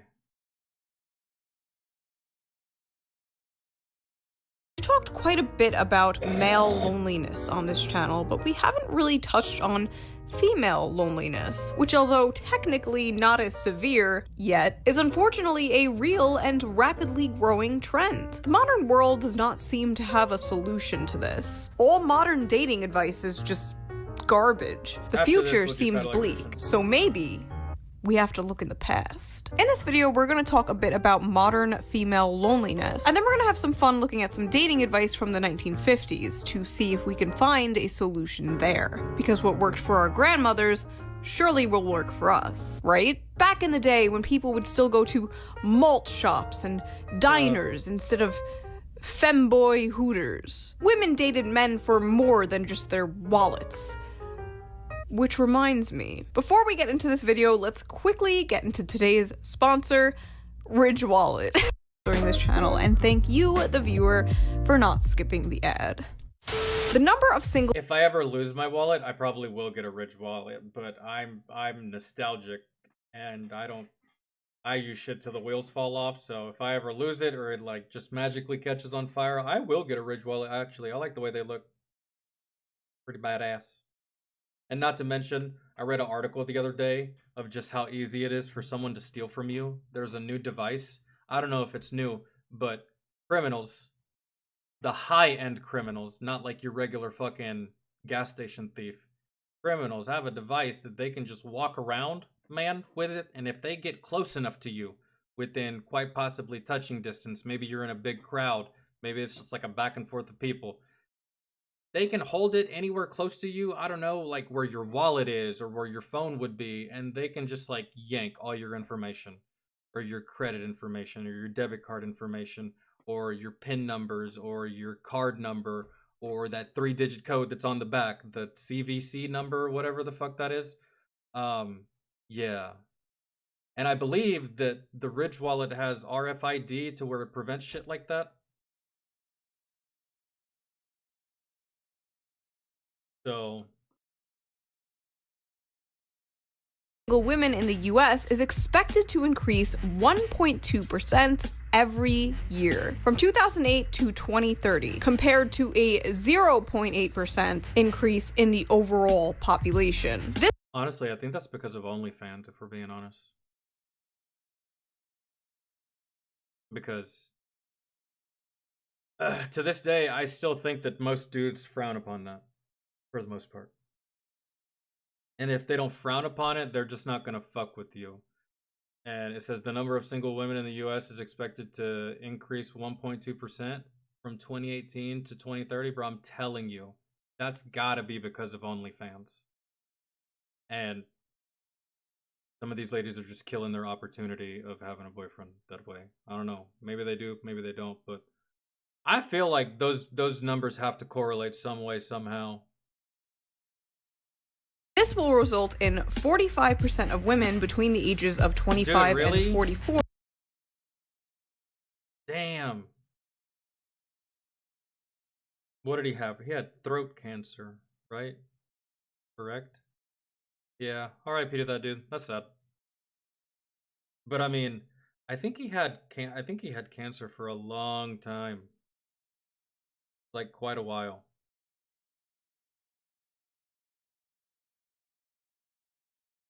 Unfortunate. What was y'all's favorite Val Kilmer movie?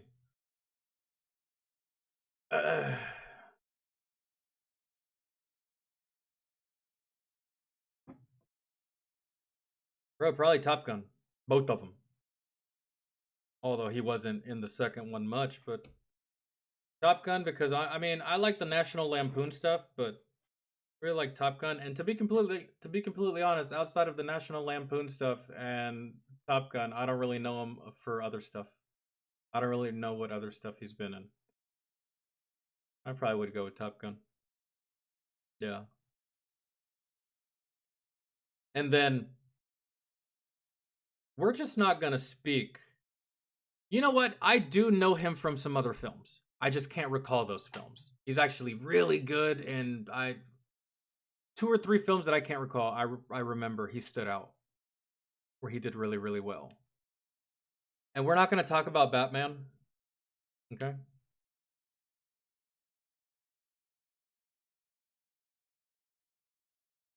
That's just that. who will be single and childless by 2030. Now, according to some people, this is apparently a good thing. More women being single and childless is a good thing. Society is progressing. Women no longer have to be chained up and turned into breeding cows.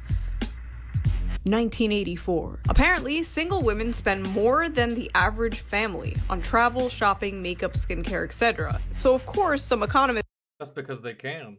They don't have a family. Naturally, all the single dudes are going to spend more at the club and at the bars and on all this awesome shit than the dad with 2 kids would. will twist this into a positive thing. But I'm not an economist. I'm your average, humble, working-class American YouTuber, slaving over a hot laptop, producing absolutely nothing of value to society. And I don't think this is a good thing. I think this is— I don't think it's a good thing either, because, I mean, like, think about it. In order for society to continue, we need people, right? We need people to do stuff. And just imagine that people stop being born, right? Let's just say that everyone just stopped having children right now, but nobody stopped dying. Eventually, we'd run out of people, and then eventually, society would be no more. Obviously, it will never get to that extreme, but do you see what I'm talking about? That's not a good thing, man. I don't know. Proof things are going very wrong. And if you look at the stats about how so many women are on antidepressants and how the female suicide rate has been increasing, there may be a connection here. Friendship, family, and sexual intimacy are a big part of the hierarchy of needs. And I don't think women are happier being alone and single. I just think women might be better at coping with being alone and single. At least for a little while. I just had like the craziest, saddest thought. I'm in the stage of like— Oh, I know your problem. You're dating in LA. I think that's a big part of your problem. I don't think your problem is dating. Yeah, dating after 30 or at 30 is difficult. But being in LA doesn't make it any better. Man. The type of people that live in LA, I don't think you're gonna find what you're looking for there, but life where I'm watching all my friends get married and have babies. When you talk about the subject, a lot of men will point out that these women could easily get any man to sleep with. And I'm sure they know that. But sex isn't the only thing people are looking for. As I said in the male loneliness video, it would be relatively easy for a lot of these incels to just get laid, hire a hooker, and it would take the average woman like 5 minutes to find a man to sleep with. Just walk the f*** outside. But casual sex isn't the solution to loneliness. It's a band-aid. It's a way to fill your void with cum. Trying to find someone to love, to marry, to have a family with nowadays, it is incredibly difficult for both genders in this climate today. And it seems like nowadays the only acceptable way to do so is to swipe right. We live in an increasingly atomized, lonely society thanks to a nasty combination of social media, technology, hookup culture, lack of community, lack of friends, lack of purpose. I mean, is our culture really considered the hookup culture? Because, I mean, I didn't grow up in these times, but I heard stories about these times and I've seen it depicted in movies, but people of the 70s, all the free hippies and the swingers and all that shit. I feel like that was hookup culture. I mean, you could say the same thing about the culture that it is today. It just looks different. But I'm just saying. This lack of money, late-stage capitalism, neoliberalism, and so many other things. And men are being told to, well, nothing. You're on your own. Pull yourself up by your bootstraps. It's your fault. You built the world after all, and are increasingly turning to the few people who at least pretend to give a shit, who just wind up selling them poison that ultimately hurts them in the end, like hollow material. Oh yeah, Doc Holliday. I can't believe I fucking forgot that. Holy ass. Yeah, that's fantastic. He was amazing in that role. eternal one-night stands, and vasectomies. Yeah, in case you were wondering, What did that say? night stands and The quickest path to becoming a high-value man. Do not get married. Avoid family creation. Vasectomy in your 20s.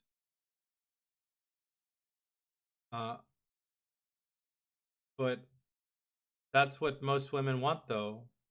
Marriage and kids. And if you can provide that along with being a good dad, that's what makes you high value. Being good to your girl and being good to your kids. At least in my opinion. You don't have to be a millionaire. You don't have to be a billionaire. 99% of us ain't that. That's why be a good family man. That's what makes you high value. Not being a pain in the ass, really. But if you do all these things, there is no value. No one's gonna look at you. What? That's so ass backwards. That doesn't make any sense. vasectomies. Yeah, in case you were wondering, that's what the red pill has been up to. Telling their audience to just... That's so stupid. Here's how you become a high-value man, and here's how you attract the opposite sex. You basically get rid of everything that the opposite sex is looking for, which is stability with a husband and kids. Whether you think you want that or not, most women are hardwired to want that, right? A lot of dudes want that too. But what? This is like telling people this is the key to obtaining a high-paying job. Don't give a fuck. Tell your employer that he's making a big mistake if he doesn't fucking hire you, and that you're better off. Okay, bro, then they're just not gonna hire you. Like, just forget marriage and neuter themselves. While women, in turn, are also being sold very similar poison. About how it's good to be single, it's empowering, you don't need no man, get on the pill, sleep around, climb the corporate ladder, and don't worry baby, we'll freeze your eggs for you. But is this good advice for women? Or have we girl-bossed a little too close to the sun? A study on date psychology recently revealed that 48% of men 26 to 40 years old have not approached women in the past year, and 60% of men aged 18 to 25 said they haven't. In the entire dataset, 30% of men said they never approached a woman in person before, ever. This also might be because... That's because of the internet. Because of the internet. I'm sure that any of you right now know someone that has established a relationship via social media. And because that became so easy to do, people met their wives, husbands, boyfriends, girlfriends on social media, right? Facebook, MySpace, all that stuff. I think that is part of the reason. Because in an age where you could just talk to people on your phone and figure them out, there was really no need to actually go outside and figure it out that way. That way is stressful because you run the risk of face-to-face rejection. In this case, you can just send a couple words on a screen, and if the words in return, you don't like them, you can just forget about it and fucking send it to somebody else, right? I think the internet and I don't know, when I was younger, when I was younger, if you were interested in someone, you had to go up and talk to them. There was no other choice. You could call the landline. Back then, everyone had a landline. A home phone number? I don't know anyone that still has a home phone number. I don't. There's no home phone. There's no landline here. There's no home phone here to this house. There's no phone number to this place. Just cell phones, right? So I think that was like I said, everything that isn't swiping right on a dating app nowadays is considered creepy. Don't approach women at the bar. Don't approach women at the gym. Don't approach women at coffee shops. Don't approach women at work. Don't approach women at the mall. Don't approach women. We live in HR world. And it turns out a lot of women don't like HR world. Every time I see videos of women crying about not being approached by men or being lonely, the comments and replies are always full of men like, enjoy your cats. This is what you asked for. This is the world you wanted, ladies. But was it? Not every woman is the blue-haired, man-hating, feminist stereotype that you have in your mind. A lot of them want the same exact world you do. What you have to understand is society in the media is basically like her fat, ugly, drunk friend at the bar cock-blocking you from talking to her. Excuse me? She's not interested. Even though chances are, she might be. According to the same study on date psychology, 77% of women aged 18 to 30 want to be approached more. So if men are lonely and women are lonely, but men are too afraid to approach women nowadays, there's only one thing we can do, ladies. We must approach them. So I did a little research and looked up how to approach men as a woman. They have a dating Number app for one, that. don't. Almost every single article, blog post, tweet thread giving advice to women on how to get a man said some shit like, don't chase him, let him chase you. Be unavailable and mysterious. Simply pretend he doesn't exist. Great. Oh, yeah, that's awesome. Almost every single bit of dating advice I found amounted to let them come to us. But what if they're not coming to us? What do we do now? Well, according to the great philosophers of our time, Fresh and Fit and Andrew Tate, the problem is the modern woman. Lazy, entitled, mid. These are the ingredients that create the modern woman. So clearly we have to go back. Back when a cheeseburger was 5 cents and women were lobotomized. That's right, we must return to the 1950s. One of the most common ways to find a partner these days is by using dating apps and websites. But back in the 1950s, you had to get a little bit more creative. Here's an article from 1958 in McCall's Magazine listed 129 ways for women to get a husband. Oh shit. So this is a list from the 1950s? And here I was that the list was going to be talking about like a list made today, which I think these lists are just fucking obscene, really, because I know plenty. This list has gone viral so many times on the internet, and I have been sitting on this video idea for years. And what better time to talk about this now that all you bitches single as fuck. But don't worry, we are going to see if the red pill and schizophrenic Roman statue trad larper accounts on Twitter are correct. Did women in the 1950s have better dating advice than women today? Because apparently what we're doing today, crying on TikTok, is just not working for us. Okay, let's just dive into this. Let's go. Let's see. Number 1, get a dog and walk it. Honestly, this is pretty good advice. This is fine advice. If you have a dog, you'll probably go to a dog park and meet other dog people. I could see this working. Just please. Yeah, that's not bad. Which, that's actually a really good conversation starter, really. Like, if you're not good at talking to the opposite sex, just use your dog. Man, use your dog as that vessel to get you into a conversation, right? Y'all both love dogs. Y'all took them to the dog park. There you go. You have something in common. Talk about dog breeds. Please, for the love of God, do not become a doggo mom. The amount of times I'm walking through the city and I see a stroller and a fucking dog is in it. Just do not treat your dog like a surrogate child, please. I want to go on vacations and enjoy life. That's why I don't want kids. I have dogs. I agree to that. If you're carrying a small little dog in your purse, there is a really, really high possibility that you're very, very high maintenance, and I don't... dogs anyway. Won't somebody please watch Mr. Poopsie while I'm gone? He has separation anxiety. Have your car break down at strategic places. Oh no, my brakes suddenly stopped working in front of the Bass Pro Shop. Oh no, not right next to the tall rich man convention.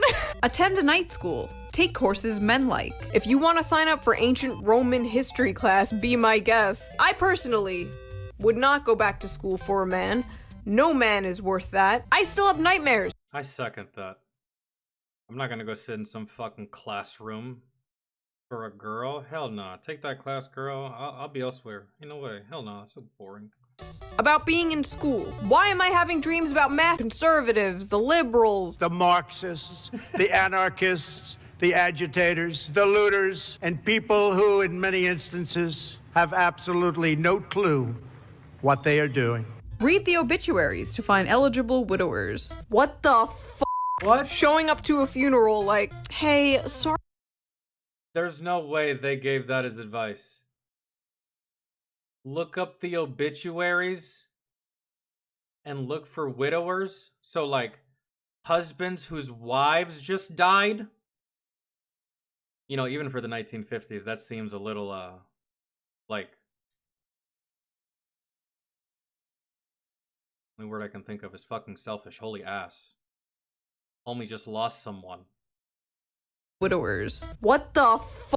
Showing up to a funeral like, hey, sorry about your wife. What that dick do, though? So I'm actually getting these from an article written in 2018 about the advice from the 1950s. And the journalist, Bella DiPaolo, is constantly writing her own commentary after, like, almost every single one of these things. Like, look, ready? This one is like, get a job in a medical, dental, or law school. And she writes, become a doctor, dentist, or lawyer. You are a badass, so you don't need to marry one. And the next advice from the 50s is, become a nurse or airline stewardess. They have very high marriage rates. And she's like, no, become a person who thinks for herself. They have very high rates of living the life that works. Why is this lady getting so triggered about something that was published in the 1950s? That's my biggest... I mean, I did take a little bit of a... That last one was just weird. But to write out entire things like this because you're this, like... act like we're living like this today. Works for them. So become a doctor, dentist, or lawyer is good advice because strong, independent woman jobs or something. But become a nurse or airline stewardess is bad advice because... Why exactly? Like, I'm sorry, is that not a little sexist? Why is she looking down on being a nurse or an airline worker? The advice some women give to other women is, like, incredible. It's always just, like, constant affirmation, constant coddling, constant, like, you're doing nothing wrong, sweetie. Now, what's crazy to me is there's the ones that take advice from single ladies. Like, not even dudes do that. Like, fellas, we all have had that one friend, or maybe it's a family member, that's always talking shit, right? This is what you should do with this girl. Yeah, you just gotta tell her what's up, man. Right? You gotta be a man, gotta do all this stuff, tell her all that. Hey, you ain't no bitch, right? And he's single as shit, and he has been single as shit for like the longest fucking time. So you ignore him, do your own thing, and things go good. You listen to that dude, you're just gonna end up pissing off your girlfriend and looking like a jackass. So if the fellas aren't doing it, ladies, you stop doing it. Stop listening to your single friends. They're not good. Misery loves company. They just want you to be single so they can have a buddy to go back to the bar with. Because they're tired of going by themselves. And then male advice is like, your whole family's gonna die if you don't go to the gym right now. Be nice to everybody. They may have an eligible brother or son. You shouldn't... Okay, that's just like common decency. Be nice to everyone, but I do love the ulterior motive. They might have a brother or a cute uncle. It's not terrible. Only be being nice to people in order to possibly get laid. Yeah. Just be nice to everyone in general. Being nice is like the bare minimum. And what's sad is some people can't even do that. The bar is in hell. And yet, get a government job overseas. Okay, I'm sorry. No man is worth becoming a fed. Do not become a federal agent for some dick. Be friendly to ugly men. Again. Well, not just get a federal job overseas. It's not just that, but like, I mean, look at how women were viewed and sometimes treated in the 50s. I'm sure that translation is much worse in other countries. I don't know. Or maybe the entire fucking world collectively, as men, we were just all chivalrous motherfuckers back then, I suppose.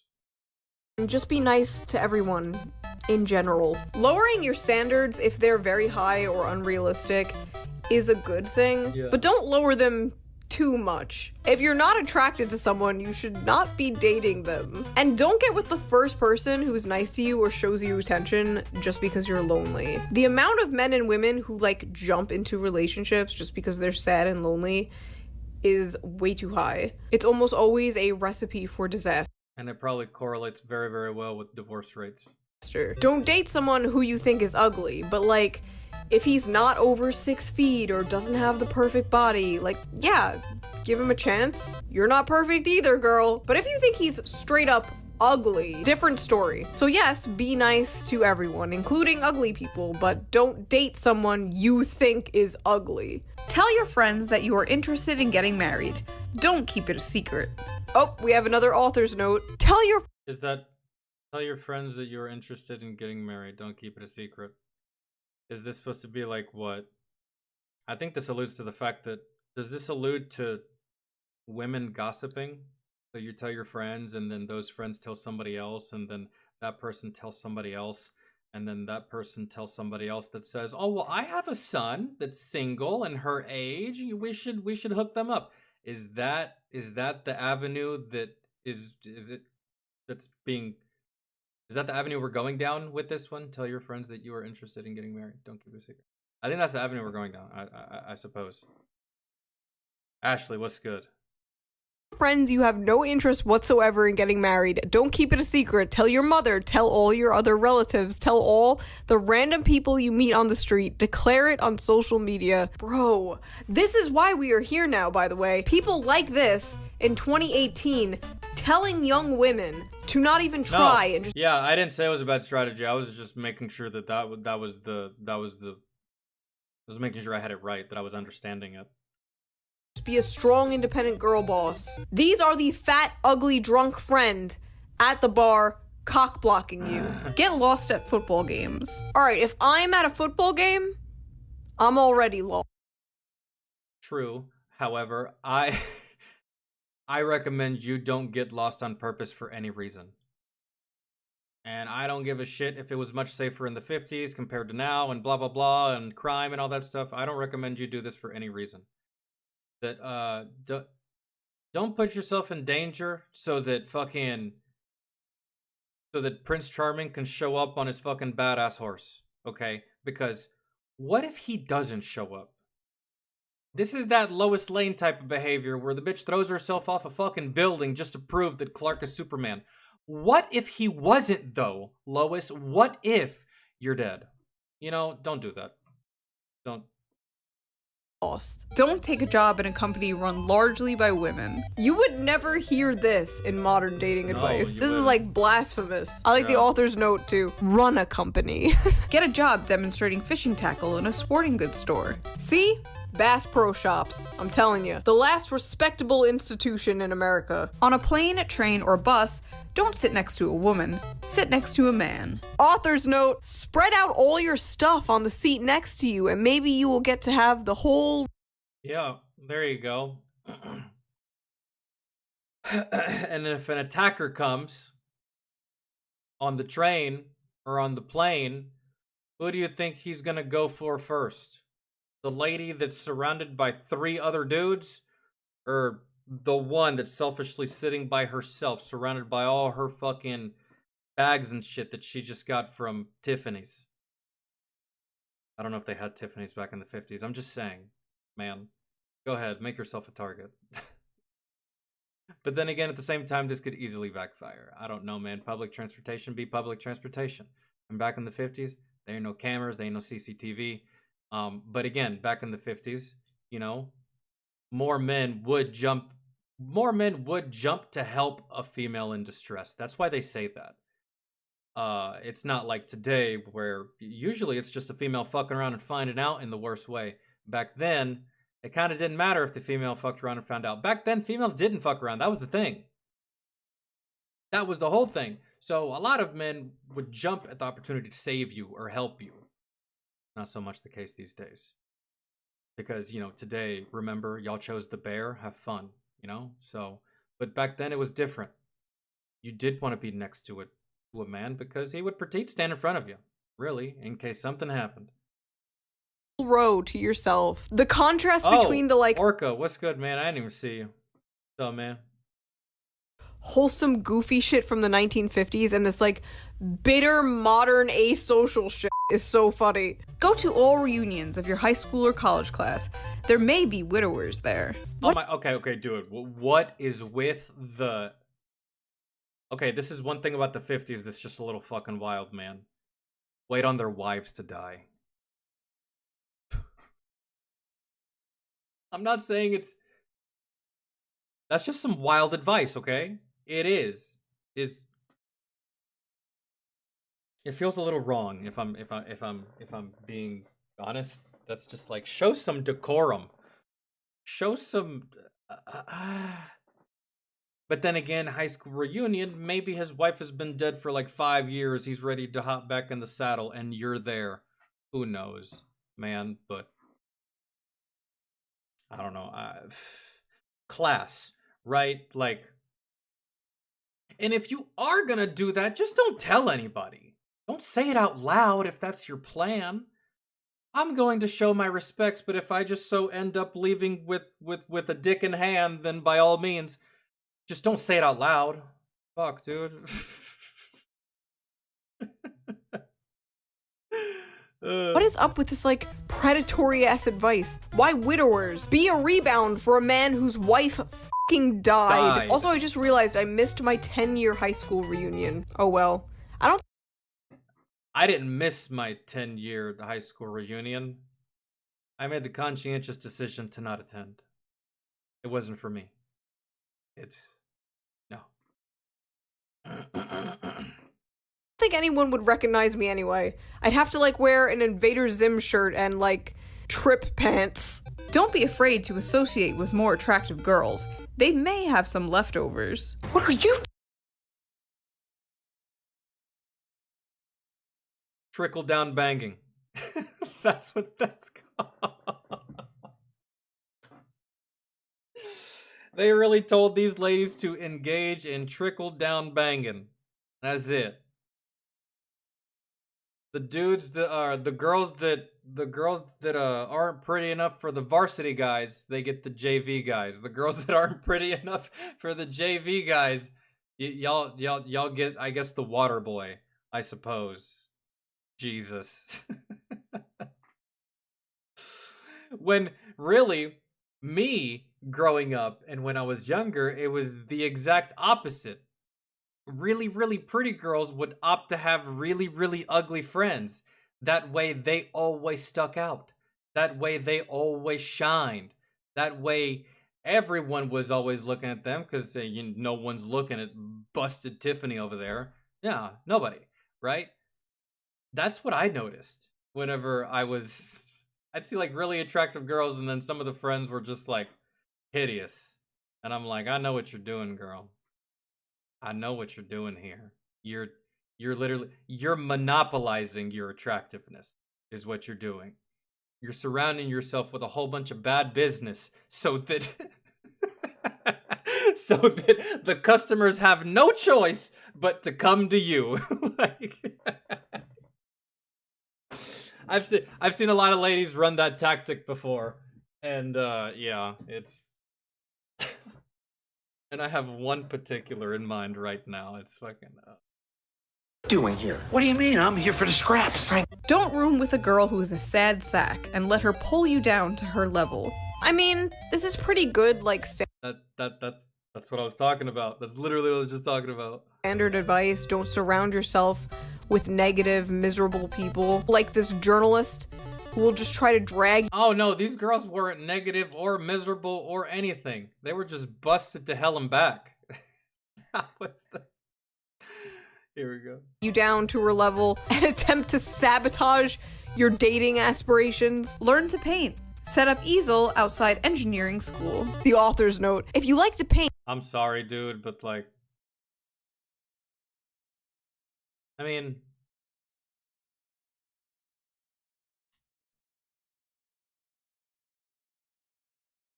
that doesn't really scream.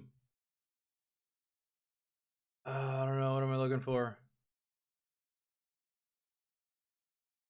I don't think that being a painter adds to your attractiveness. I guess that's what I'm saying. Learn to paint, set up an easel outside an engineering school. Jesus Christ. You're basically telling these ladies to, like...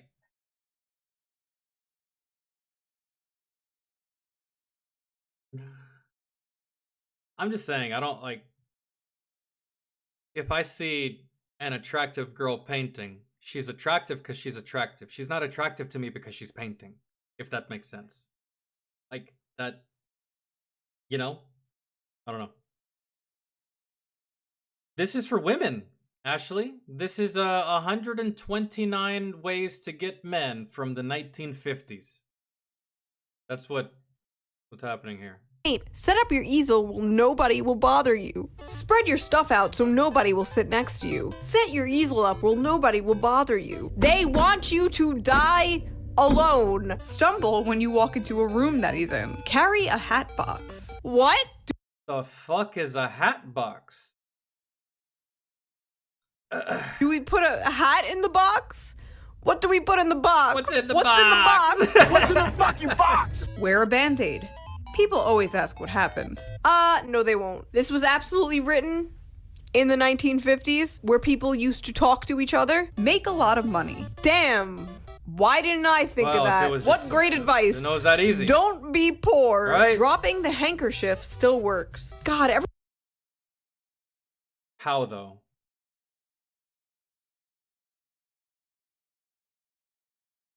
Y'all dressed so modestly back then that what would dropping the handkerchief even do? It's not like y'all expose cleavage the way that women do today.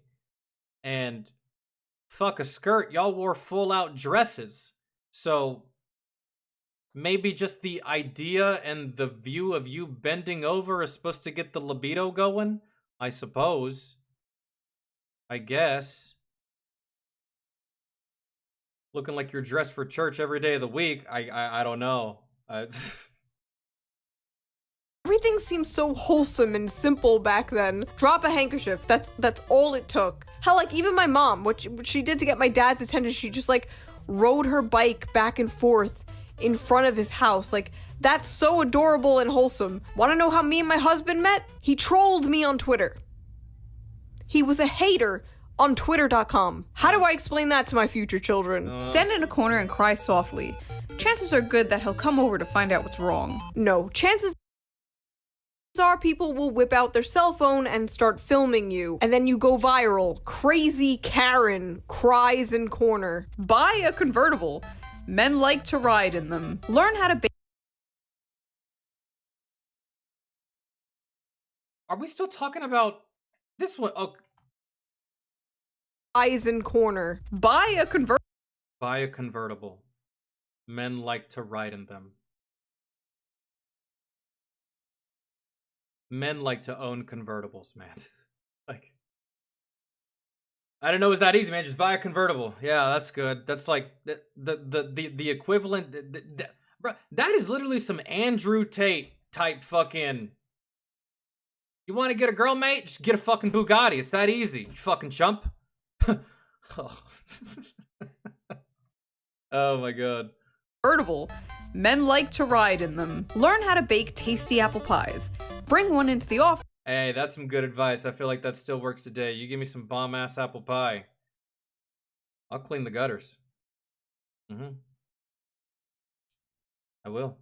And let the eligible bachelors taste it. Honestly, this is pretty cute advice. I could see this maybe working. But like, people are so weird about people like dating at work nowadays. That used to be like the no. Oh, did that say at work? Oh, yeah, these days, bro, ain't nobody got time for that. It's like fraternization and then HR and then sexual harassment and then the girls that like to cry wolf and then it's just too much of a headache. So in the workplace, nobody dates. Nobody. No one fucks each other. The only fucking that's gonna happen here is me, the boss, fucking you, the employee, if you fuck around. So, yeah. Most workplaces are like this. No fraternization, but the military was like that, bro. No fraternization. Well, I mean, between certain ranks. There was no fraternization. Leadership and the lower enlisted, you couldn't fuck around, man. So #1 place people would meet their spouse, and now it's like saying Susan looks nice today is sexual harassment. Yeah. I like the author's note here. Learn how to bake tasty apple pies. Eat them. So basically, don't share. You selfish ass. Don't do anything for a man ever. Do everything for yourself. Wow, thanks, Journo. You helped so much. Thanks. Female loneliness cured. Laugh at his jokes. Laugh at his jokes. If they are funny. Attractive. Yeah. Please don't give me a goddamn pity laugh. I don't need pity laughs. Okay? If you think it's funny, it's funny. And if you don't... People make the terrible mistake of assuming that they are funny because simps and simpettes will laugh at any joke they say, no matter if it's funny or not. This is like saying, tell her she's beautiful, even if she isn't. I mean... You are not funny. People just want to f*** you. Know the difference. Accidentally have your purse fly open, scattering its contents all over the street. Oh no, I dropped my monster tampon that I use for my magnum pussy. Wear high heels most of the time. They're sexier. Journo note. This has become my favorite thing. Wear shoes with no heels. They are way more comfortable. Or don't wear shoes at all. You know, I kind of have to agree. Ladies, there's a time and a place. And only for certain occasions. What did this say? It said wear high heels most of the time? Are you high? No. There ain't no way. I put on heels one time just to prove a point. I didn't prove it very well. I ended up looking fucking stupid. I was like, you're right, sweetie. That's hard. Forget I was talking shit. My apologies. You're crazy. High heels all the time? Fuck no, man. And I say no to high heels all the time because, one, that does nothing to me. I don't know why ladies think that we think that is sexy. Or maybe there's just some dudes that they just see a nice pair of heels and they're just like, it does it for them. It doesn't do it for me. I don't care. Fuck the heels, dude. And like, let's just say we're on a date. Some shit pops off. We got to take off running. Like that, you can't run. And you know how much it hurts to run barefoot? Huh? Yeah, we go out to the county fair, right? You decide to wear fucking heels to the fair, of all places. And an active shooter starts actively shooting. And you got heels on.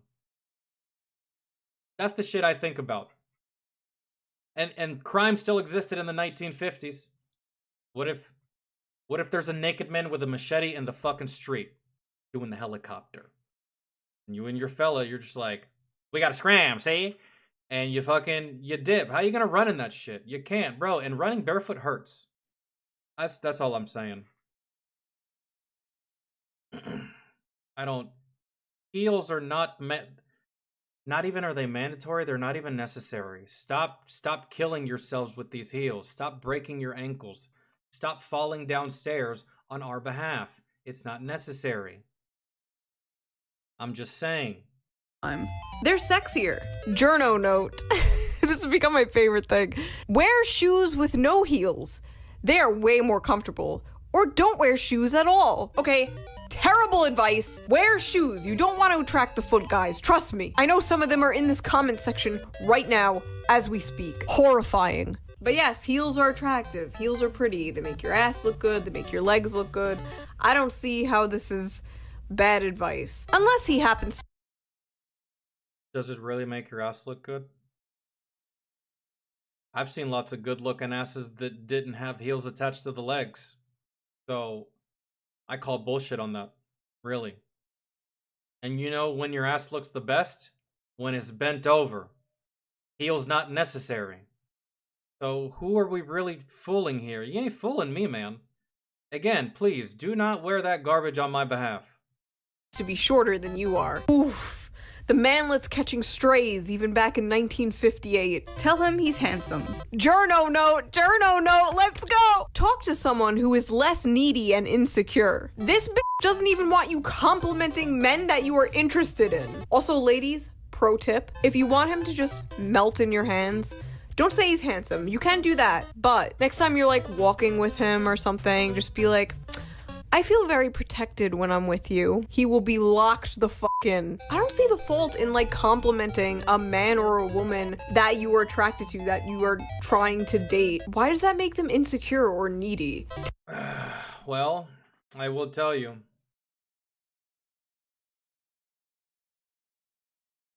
There has been a little bit of insecurity on my part in my day, because when it comes to compliments, that's cool and everything, but there's just certain things about me that females have complimented that gets on my fucking nerves. And there's one in particular.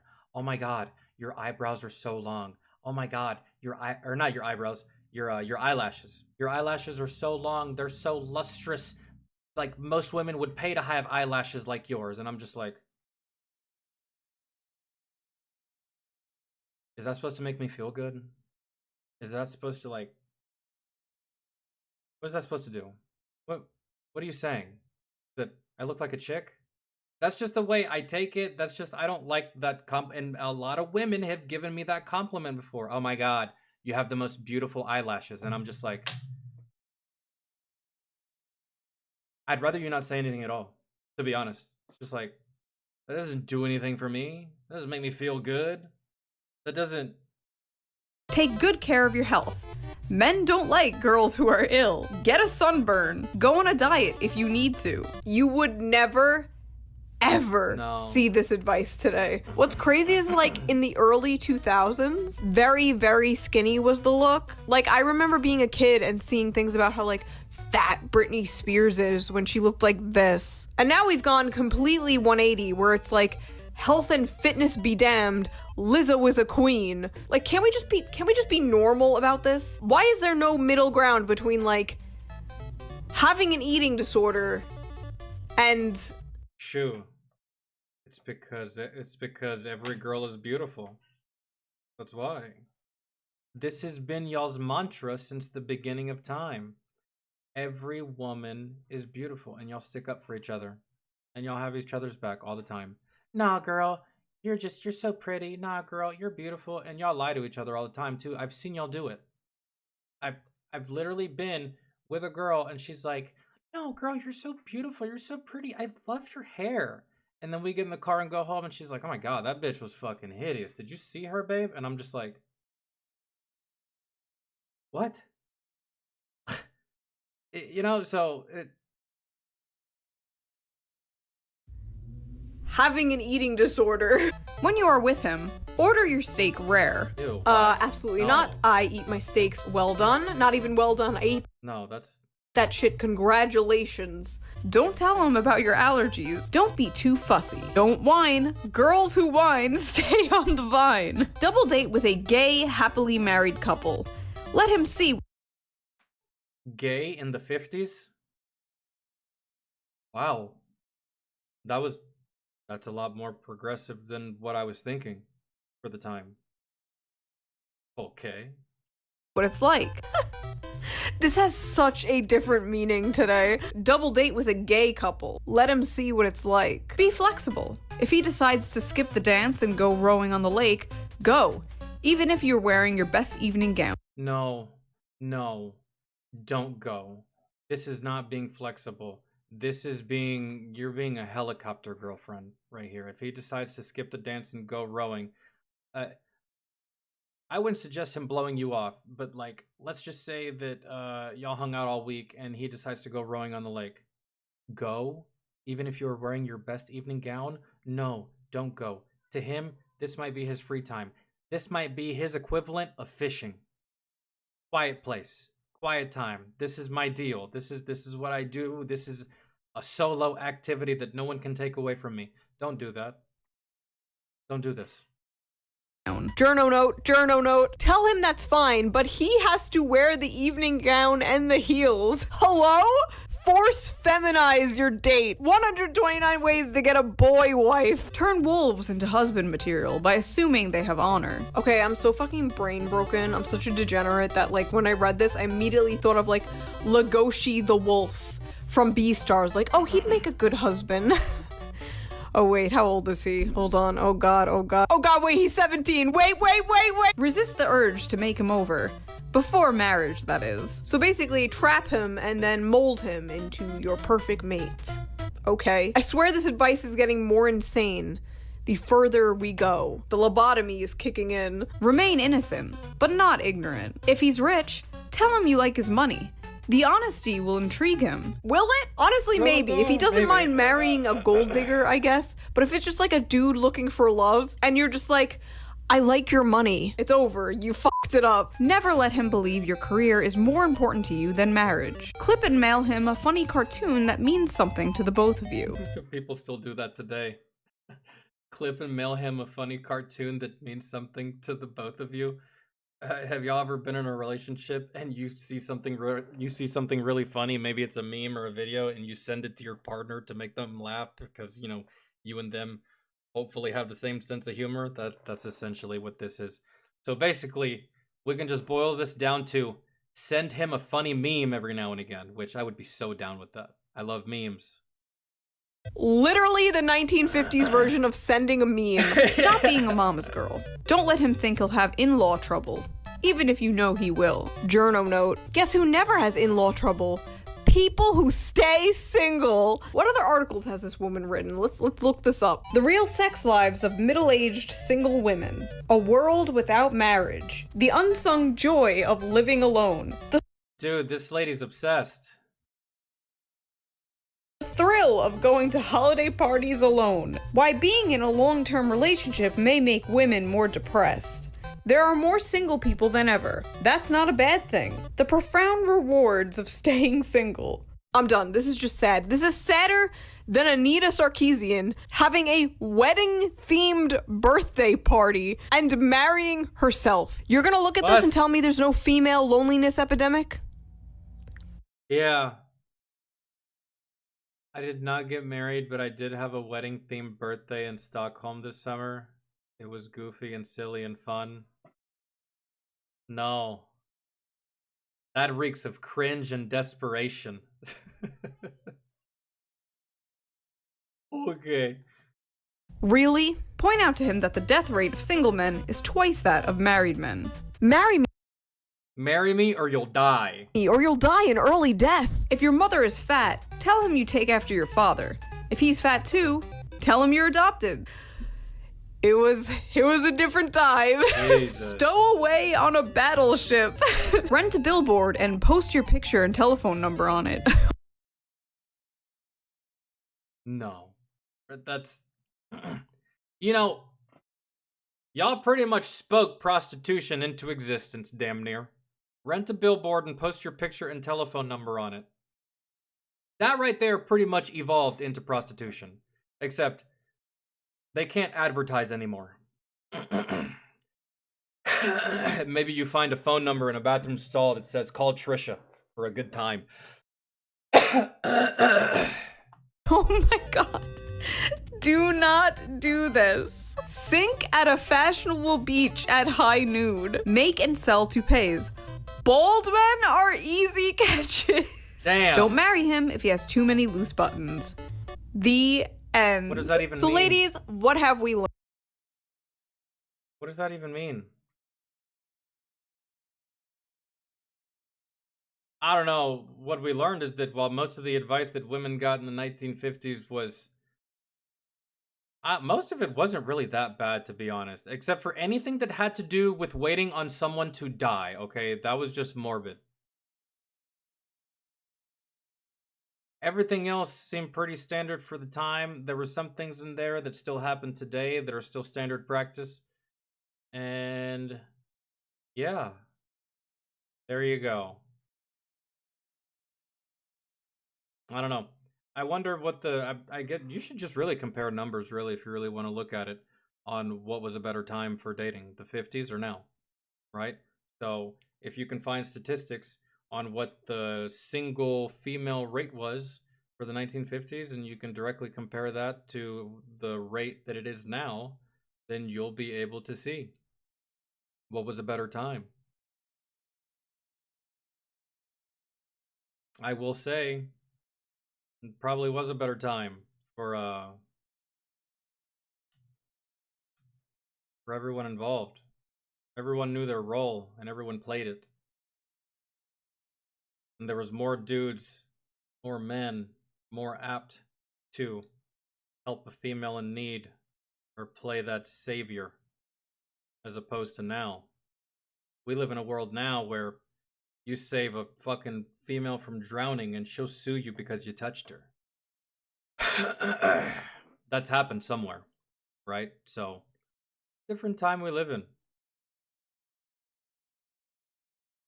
You know, back in the day, you didn't have to worry about being recorded for being creepy or just being recorded by an ungrateful female, right? That tries to put you on the internet and make you look bad.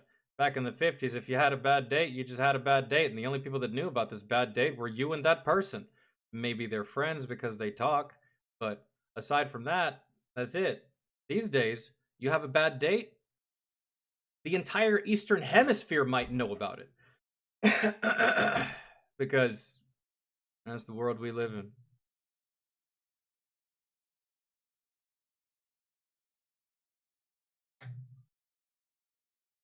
I feel like the best time, well, not really the 80s and the 90s. I just feel like the best times are behind us. Any time that predates the cell phone and the internet was the best time for dating, I feel. Because you had to try. You had to put in the effort. And believe you me, physically walking up to another human being and talking to them and engaging in conversation is way harder than simply typing your fingers on a fucking phone. It is. And everything that predates the cell phone and the internet was a better time for dating because you actually had to talk to people. You actually had to get to know them. You actually had to go on dates. And on top of this is you think about why divorce is probably so much more prevalent now is because of the cell phone, and it is because of social media. Back in the 50s, when your husband went to work, ladies, you were not going to talk, see, or even have anything to do with your husband until he returned home.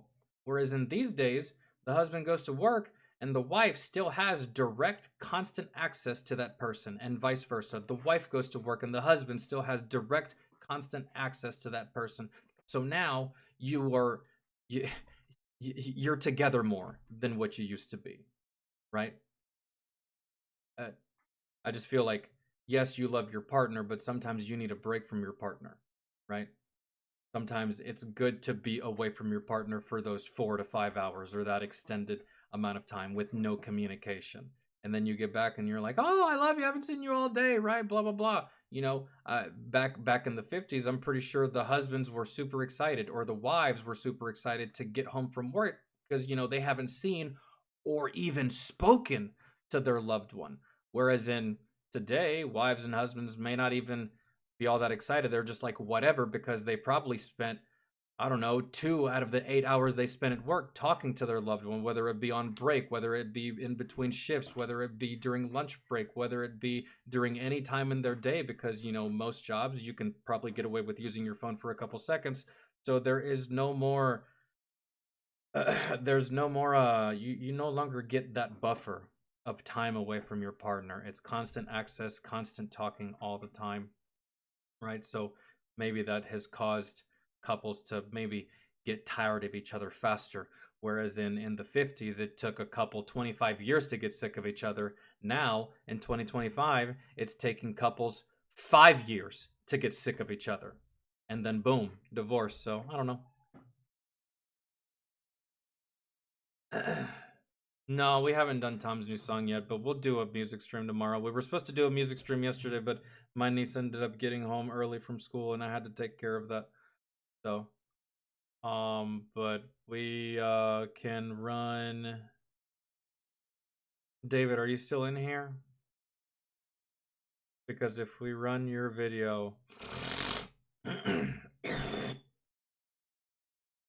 we'll see.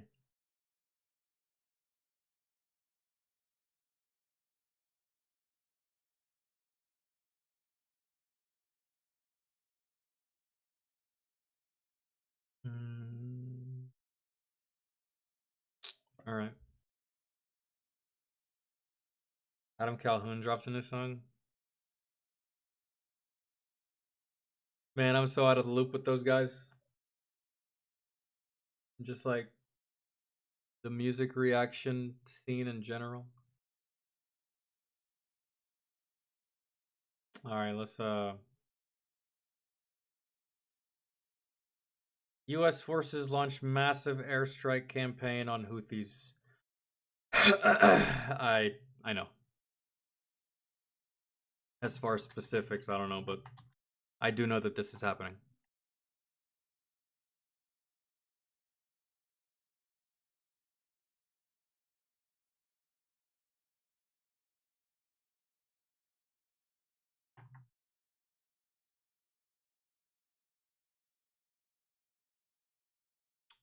Okay.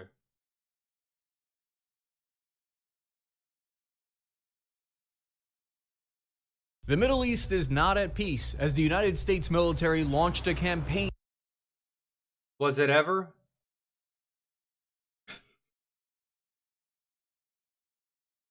Of targeted strikes against the Houthis in Yemen. A dozen F-18 fighters took off from an aircraft carrier, destroying more than 60 Houthi targets. Then, Arleigh Burke missile destroyers fired multiple Tomahawk cruise missiles, hitting the newly redesignated terrorist group.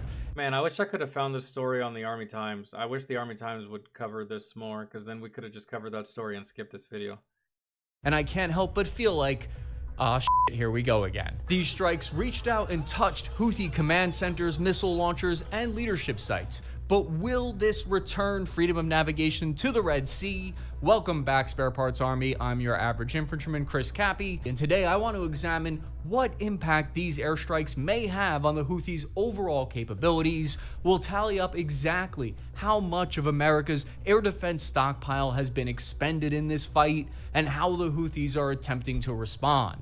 Starting in 2023, the Houthis began firing ballistic missiles at civilian and warships in the Red Sea, disrupting roughly 12% of global shipping. Since then, coalition airstrikes have been unable to... America gets really sensitive when you fuck with not just our boats, but just with like boats of allies, or, you know, stop them. We've learned that distributed missile teams, we don't like it, are like weeds that are very difficult to root out. Since then, a ton has changed for the Iranian-backed group. They've officially been given the honor of being redesignated as a terrorist organization. So what's different this time with these attacks, you ask? Well, we can start to get a better idea of the impact of these strikes by taking a look at this live conflict map, which is kind of like a weather map, but for war. It's a war map, if you will. You can see these red bomb icons are the exact geolocated places of precision strikes. This view breaks down the battle space Barney style, so we can understand at a high level what's happening in the battle space. The attacks focused on several locations in Sana'a, which is Yemen's largest city, including a power station that took out electricity to a section of the entire city.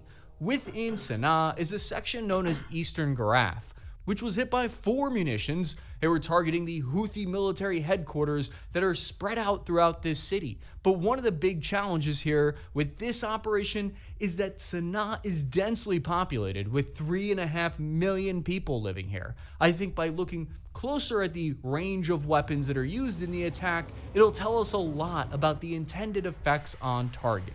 So video footage from CENTCOM, released on X, showed multiple F-18 fighter jets carrying a payload of AGM-154 Joint Standoff. Dude, what this is gonna boil down to is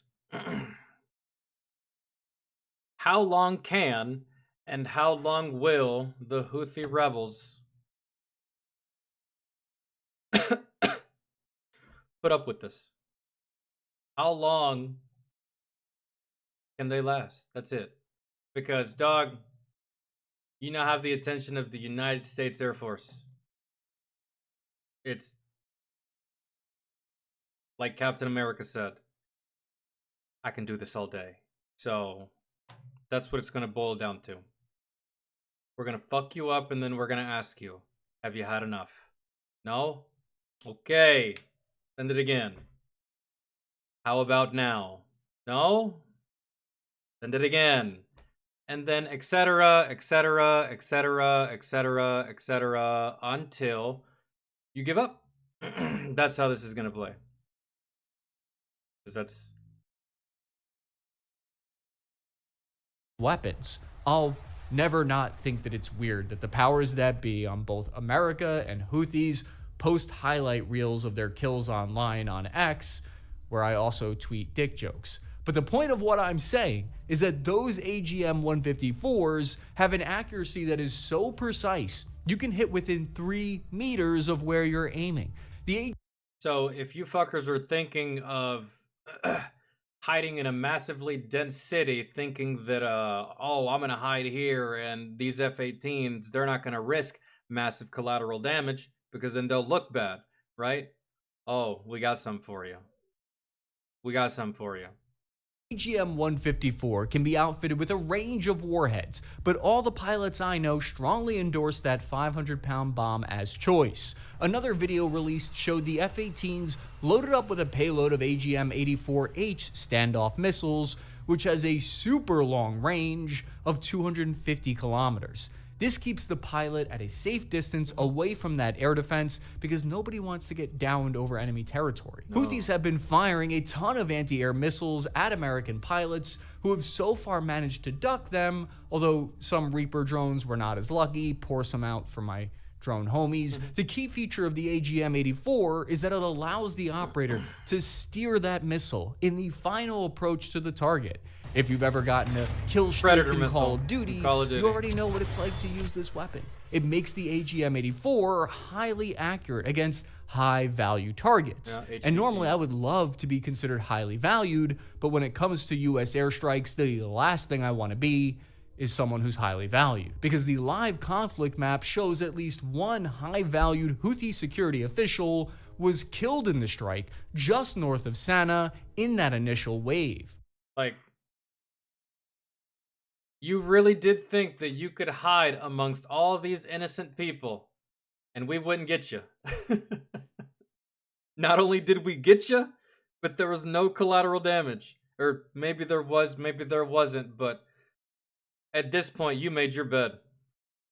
Was killed in the strike just north of Sana'a in that initial wave. If you're like me and you're wondering, what makes these new strikes any different from the old ones? Still, according to reports, one of the main changes here is that US forces are now targeting Houthi political leadership instead of just the launch sites, instead of just the training bases, instead of just the storage facility.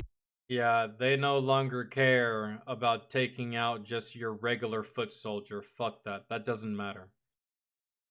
Go for the head of the snake.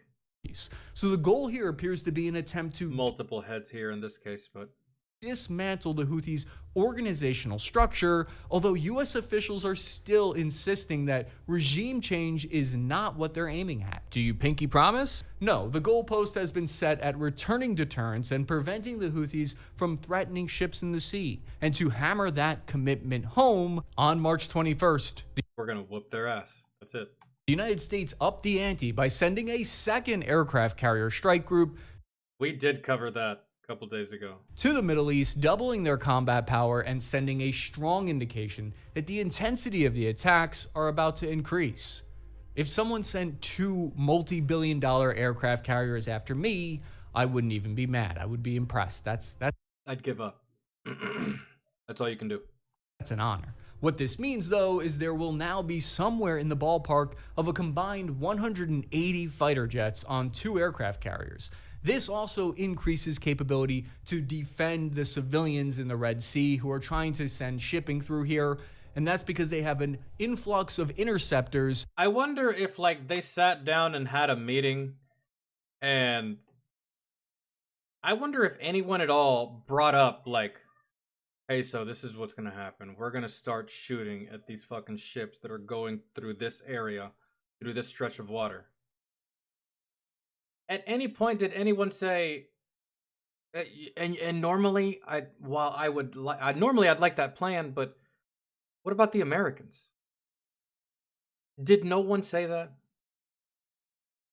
Did no one think that? Did, like, not even an advisor, a cousin, an uncle, someone with with the brain. I know it's Yemen, and maybe y'all don't have the best internet, but y'all do know how fucking strong we are, man. So you made this decision knowingly that you were going to get your ass whooped very, very badly. Was it worth it? Was it worth it, man? And how much did it cost? It's gonna cost you everything. That can take out the Houthis' ballistic munitions. We saw CENTCOM tweeted out, for instance, video of American fighter jets blasting Houthi drones out of the sky like a fireworks display. One of the reasons I think the US military wants to see a fast end to the conflict here is so they can reduce their use of air defense munitions that they're expending. Since 2023, the US Navy has been just yeeting expensive air defense munitions left and right to the tune of 400 munitions, or about $1 billion worth of interceptors. Don't worry, we'll buy more. The Falcon, there's no more money. Don't worry, it's America. We will print more. Okay? Fine. Is that a waste or the best live fire training event of your entire career? I don't know, but the good part of that was that it gave sailors and pilots a ton of practice and useful data to improve interceptors' performance and hit rate in the future. But the downside was some claim that it was eating through stockpiles. The arsenal was getting depleted. The Navy hasn't fired this many missiles since your dad served in it way back in dang World War II. The US Department of Defense says that their warships were targeted over 170 times, and commercial ships were targeted 145 times since 2023. In response, to protect these ships, the basically saying, hey, listen, this is, you said you wanted a reason why we're fucking them up? That's the reason. How many more times did you want me to let it slide? Nah, we're fucking them up. 145 times since 2023. In response, to protect these ships, the Navy fired a total of 400 munitions. Not missiles, but 400 munitions.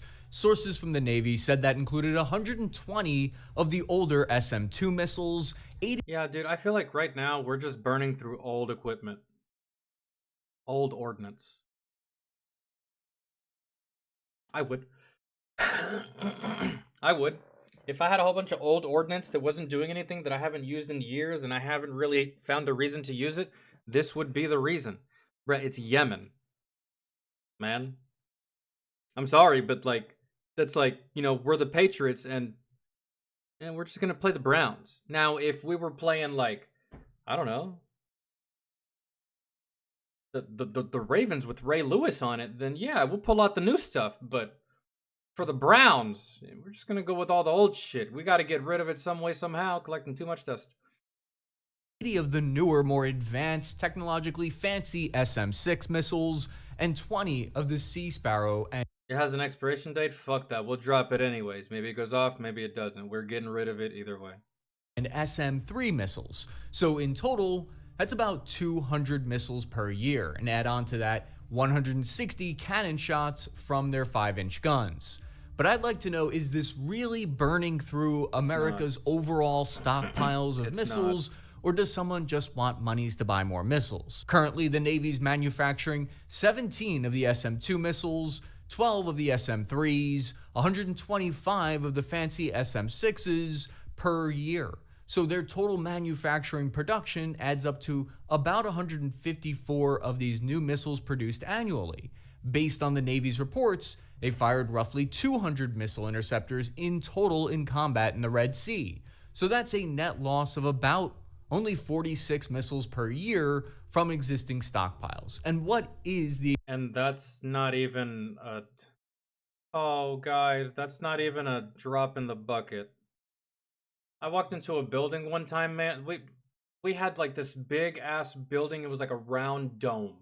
Huge. We were deployed, and this building was just pallets upon pallets upon pallets upon pallets upon pallets upon pallets upon pallets and fucking ammo, man. And oh, an ocean. I couldn't see the end of it. Yeah, I was like, this is fucking crazy. This is the most ammunition I've ever seen in one place in my entire existence. It was nuts. So believe you me, what we just fired in the past 2 years, 3 years, it's not even a drop of a drop in the bucket. That's not even a bucket. It's more like a fucking ocean. We spend over $800 billion on defense, guys. Our capabilities and our stockpile and our arsenal is nothing to be questioned. So, the existing stockpile. Fortunately, we have open source numbers from weapons contracts that reveal there's an estimated to be around 12,000 of the older SM-2 missiles produced, 470 SM-3s, and 1,600 of the SM-6s, and about 3,000 Sea Sparrows that have been produced in total. So the open source stockpile estimates that there's a total of roughly 17,000 air defense munitions in the stockpile. Even if the US Navy fired actually 2 or 3 times as many missiles in Red Sea combat, the cost would still only work out to a net loss of about 100 interceptors per year. But the open source numbers say that and that's not bad given that we have 17,000 and we can produce more than we're losing. So really, like I said, like I figured, we're good, dog. We're good. We ain't running out anytime soon. Not for shit like this, not for Yemen. So if America ever comes close to running out of these missiles, the world's over. We have 17,000. If a time ever comes where we have to use even 4 to 5% of that amount, I think the world's over, really. We have 17,000. If America was ever forced to use 5 or 10,000 out of that 17, that means we're not the only one doing it, and it's all over. So, I think to fire off that much, I don't even think you could. I don't even think we have enough planes to drop all that ordnance in a timely fashion, even if we wanted to. We could drop enough. That's about it. The missile costs between $5 and $28 million each, while the 5-inch cannons cost about $2,000 per desk pop, and that's roughly the full cost of doing business in protecting the Red Sea.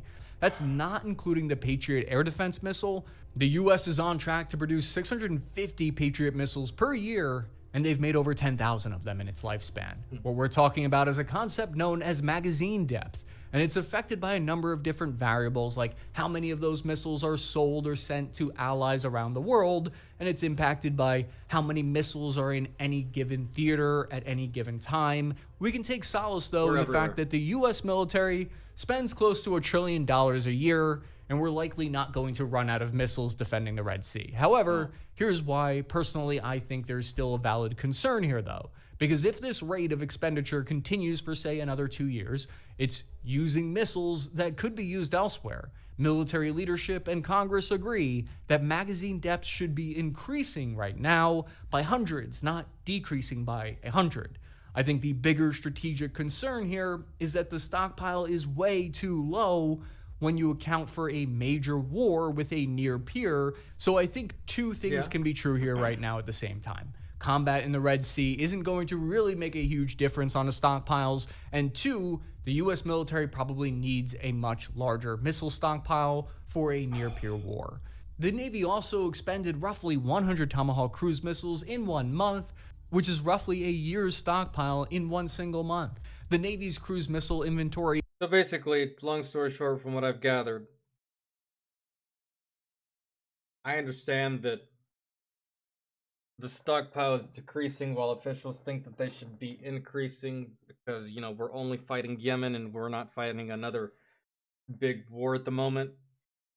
But I do understand. They're like, you know, this is fine because we're only dealing with Yemen. But what if some crazy shit happens and we got to deal with Russia, China, someone that's an actual threat, right? Then we're going to be losing a lot fast. Right? So I understand, but it's kind of like saying, Kind of like saying, you're fine right now not having your seatbelt when the car is moving, but you might want to put it on when you start going. Isn't exactly publicly available for us to check, like, inventory. Which is, that's what falls under magazine depth. Like, how deep does your magazine go? Like, how many times can you continuously fire this one missile, this one projectile, this one type of ammo, right? Almost like when people say, how deep are your pockets? How much money do you have? Like, how much money can you continue to spend without your pockets becoming empty, right? So, at Costco, but based on previous purchase orders. Yeah, I kind of figured one of y'all was gonna make a dick joke of some kind there. It just over its entire lifespan, the Navy has procured 9,000 Tomahawks, firing a few hundred in these strikes. Put your dirty ass thoughts in the XXX section of the Discord. Fuck. Isn't believed to put a major dent in that arsenal. They aren't acquiring new ones really right now. Instead, they're focusing on upgrading existing stockpiles. But the point is, when this started happening, I was curious if the Navy might switch away from using the expensive air defense missiles for cheaper alternatives, which it looks like they've started doing. They fired 160 rounds from the Arleigh Burke's 5-inch guns that are on the deck, which successfully destroyed Houthi drones. They likely used a special kind of proximity-fused airburst ammunition, or a second kind of 5-inch ammo that's a canister round, which is packed with these metal balls that spray out. It's like a giant 5-inch shot. That's crazy. That's a crazy shotgun. That's the great thing about this option is the ship has 600 rounds of those that they can go full send with, so you don't have to feel like you just shot out the taxes of a small state every time you fire it. The downside is you have to let the explosive drone get within 16 kilometers of the ship to get within range, which, if we do some average infantryman math here together for just a second, if I'm a drone traveling at an average of speed of a Houthi drone of 320 kilometers per hour, I will ruin your day in about 3 minutes. So it's cutting things close. It's not a lot of standoff. It is. But how might the Houthis... You're letting them get very, very close. Respond to these attacks? That gets us into that section, because they claim that they fired 18 ballistic missiles and attack drones at the aircraft carrier strike group. A U.S. general in charge of the operation had this to say. Houthis claim to have tried to attack the Harry S. Truman. Quite frankly, it's hard to tell because while we're executing precision strikes, they missed by over 100 miles. So I would just tell you their effectiveness, I would question anything. This general just said, they attacked us. They didn't even scratch the paint. Which is kind of what I figured for fighters that come from this side of the world, man. It's just like, I've seen y'all fight. It doesn't look good. It does not look good.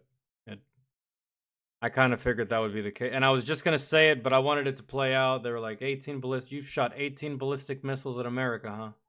That's cool. Even if that does something, we're going to respond with 50 times that. Just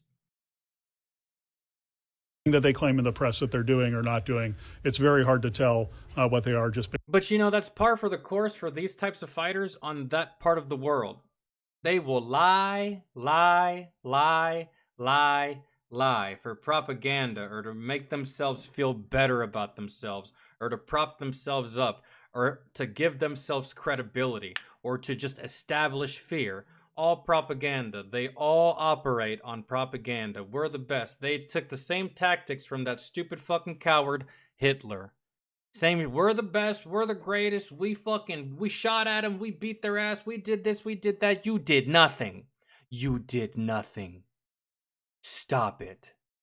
Fucking stop it.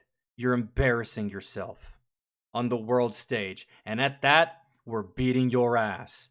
Talking about, like, oh, I got a good lick on him. Yeah, but you're bleeding from both eyeballs, and now you have CTE. Your punch did nothing, it didn't matter, and at the end of the day, it was fuck all worthless.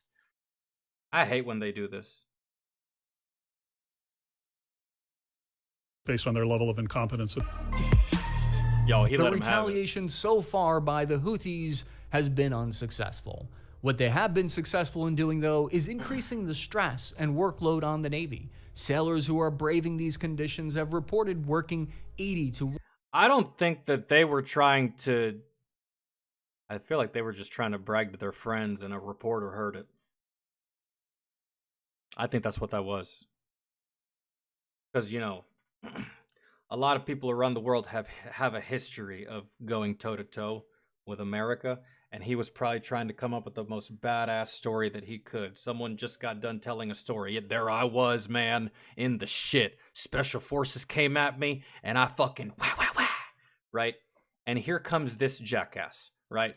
Well, that ain't nothing at all. We fucking fired 18 ballistic missiles and knocked out an aircraft carrier. Word, you did that? And then this guy shows up on the screen. And it's it's straight up a scene out of the movie My Cousin Vinny.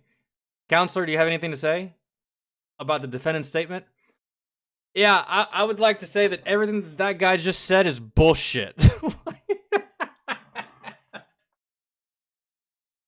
I feel like that's the scenario of all of this. Like, good lord. 100-hour weeks, occasionally for long, extended stretches. The USS Truman Carrier Strike Group. I don't know why motherfuckers be trying to lie about victories against America. Like, bro, we beat your ass in 4K and you have the audacity to be like, oh yeah, we won that. Be real, man. Is going to have their deployment extended by at least a month now, keeping them away from friends and family back home. Routinely, the Navy is having their deployments well, hell, it doesn't look like that's a bad time. Look at that fucking bomb-ass breakfast that they got. Bacon, eggs, hash browns. That might be a Klondike bar. You don't know. Better than I did. Extended from 6 to 9 months, like we're back in GWOT again. There have also been gaps in coverage because there weren't enough ships to send through the Red Sea. The Navy's described this experience as an opportunity to learn how to manage long combat deployments that are extended. That's seeing the glass half full. The other major takeaway was this was the first time in history that I'm aware of where ground-launched anti-ship ballistic missiles and new kamikaze attack drones were fired in anger at American warships.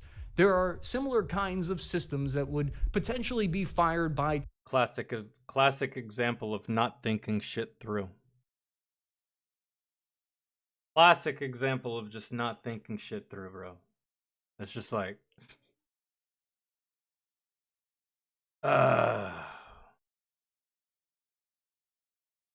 China in the future being fired at these sailors, and the sailors in the US Navy now have good data and proof that their interceptors work. It's a major confidence booster, although some missiles did reportedly get a little too close for comfort. And the other important geopolitical aspect to examine here is the Iranian connection. So this is a Iranian-backed proxy, and these strikes are happening at the same time as the US government is turning to focus on Iran. Don't worry, Iran. We'll get your ass. Well, your day is coming. Your day is coming. At this point, we've fucked with a majority of the countries in the Middle East. We'll get you one day. It's only a matter of time. Man, it's only a matter of time. Y'all have been a pain in the ass for quite a while. And then there was that whole thing a whole bunch of years ago where y'all were dealing in nuclear weapons and uranium and all this stuff. And it was just... Keep fucking around, man. Keep fucking around. It's only a matter of time, dog. We eventually found Osama. So, okay, man. It's one thing to go and perform a terrorist attack on like an embassy or like an American FOB or something like that, but you're shooting ballistic missiles at American boats.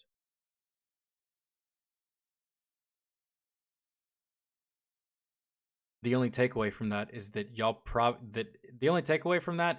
the enemy has not properly done any kinds of research, nor have they opened the books of history to know what happens when you fuck with the United States Navy.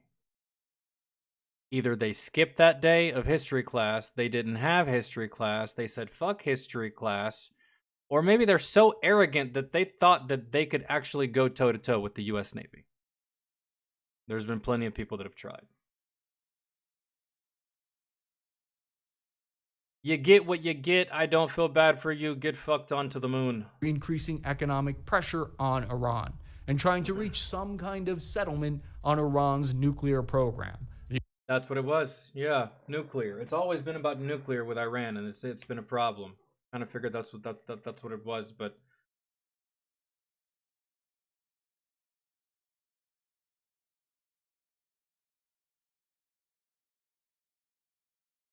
I really don't want to launch nukes, man. I don't want to. As amazing as I think the TV show is, I don't want Fallout happening in real life. Right? But you rest assured, and at least I'm fairly confident, that if Iran decides to get froggy with nuclear shit, I guarantee we can launch faster than they can. And at that point, it basically just becomes a matter of the draw. That's it. Like a 1v1 duel. Who can the absolute fastest? So, I guess the real question is, Iran, how quick on the draw are you? How fast are you? Do you feel lucky? Punk? I'm sorry, I had to. That was too good. Couldn't let that one go. But do you see what I'm saying? That's what it essentially comes down to. I don't want nuclear warfare at all. I think that's stupid and no one wins, right? But if we're going to entertain the conversation, again, how fast are you, Iran? You quick with it? Because we're really fast.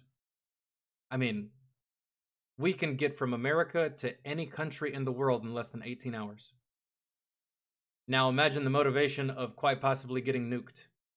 We can get to your country in less than 90 minutes. 60 minutes maybe. I don't know, man. I don't know. It's wild. These missiles are fast. These planes are fast. All I know is that we can group up and get some shit to happen a lot faster than a lot of other countries. Are you faster than us, Iran? I don't know. That's a question that you're going to have to ask yourselves. You're going to have to look in the mirror and evaluate. Am I good enough?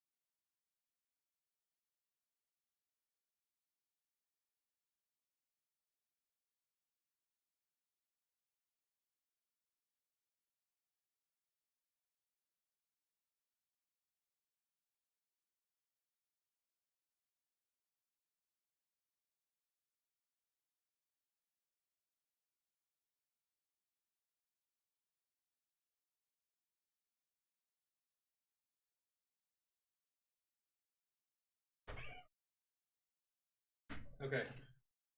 Guys, we gotta finish this video, and then I gotta take my niece somewhere. And I'm gonna take advantage of having to take my niece somewhere, and I'm gonna get a haircut.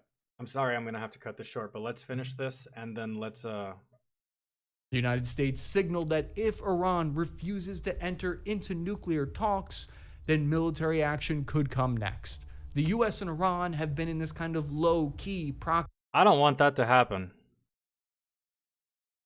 I don't want that to happen.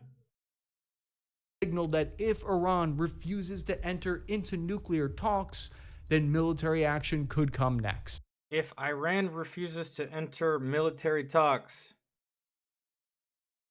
attacks could come next. Attacks how?